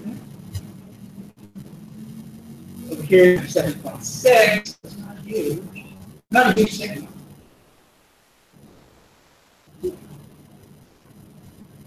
$97.8. Oh, right. I'm moving A. Whoa. Oh. Okay. Okay, let's start again. Okay, so we're sitting here at, now here it's 99. 98. 97. So okay, my statement was right. So as I'm moving over, okay, I'm getting kind of closer to the sphere, and my apparent resistivity is decreasing, continuing going less than 100. But now as I come over here, in fact, if I go way over, let's see what happens enough, I actually get an overshoot of, it's more than 100, it's 100.2. And you can see why that happens, because it's closer to the positive charges than it is to the negative. That's more essentially if I increase the depth. So if I make, if I move the whole thing up, and now if I put my, kind of start the same kind of thing over here. So here's my current electrode. So here's my A electrode. So now the currents are coming out like this. So I got negative over here. And my apparent resistivity for this guy is 98.46. If I move my M electrode a little bit more, it goes down to 96. So 96, and now if I move my electrode way over to right, it's actually 101.7. So remember I talked about that overshoot? And I said, okay, why do we have that overshoot? Well, it's just simply a relationship between the location of my electrodes, or my potential electrodes, whether it's the M or the N, and these charges here. With the physics of, or the geology, it's just, that's what you're measuring. So you've got these charges that are built up, but now you've got to measure something with respect to the electric potentials of the values that are higher than. So these are the sort of illustration of, and they have many uses. I mean, just as you can see from here, we barely touched the surface. Like you can look at all kinds of fields and currents, primaries and secondaries, and just get some real understanding about if I put an object in, what am I going to get out, or what am I going to see. The thing that I want to mention about the apps is the way to use them is not to fire up an app and then just sort of diddle slidey bars, right? The way to use them is to first hypothesize a question, what if question. What if I have the sphere conductive or resistive? What if this or that? And then to force yourself to help answer that question. And then, only then, once you've sort of sketched out the answer, got something in mind about what it is, then you say, okay, now I'm going to press the button. Now you press the button, and then either what you had thought was going to happen happens, in which case you probably understand things. Or you disagree, in which case there's something to learn. And so it's just like on this case here. So this is, we had this 100 ohm meter background, and this was a 30 ohm meter. Okay? So what's going to happen? What's going to happen to this system here if instead of 30 ohm meters, I make it 100 ohm meters? So now you take more resistance. What's going to happen to it?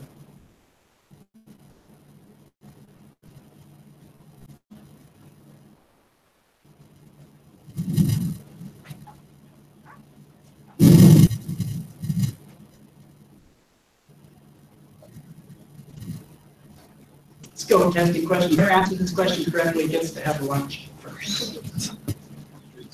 What's it?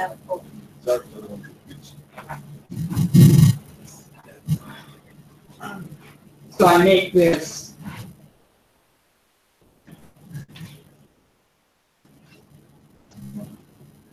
the charge split, right? Because now I'm going from, if I go from a conductor to a resistor, I get a positive charge. And if I go from a resistor to a conductor, I get a negative charge. So I completely change the signs of my charges in these two cases. So things like that are really instructive. They force you to think. It's just the same as, okay, now I've got this. If I look at my currents, for instance, so let's go back to the dipole dipole. So now I've got a current electrode, and now if I look at my currents,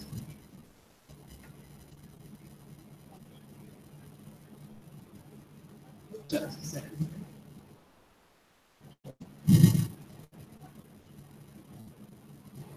So if I look at my, it's a resistor, so you can see how they're flowing around. But if I go back and make this a conductor, you can see how they're sucked in. So again, you can start to build up insight into it, and it's amazing how much you can start to understand by just looking at currents, charges, just seeing where everything flows. And so if you've got little tools that allow you to do that, then you can actually quickly gain, really understanding that you cannot get by just working with the mathematics and the formulas and seeing, just don't get it. You have to convert things to pictures, and once you do that, then things just become so. Okay, now let's go.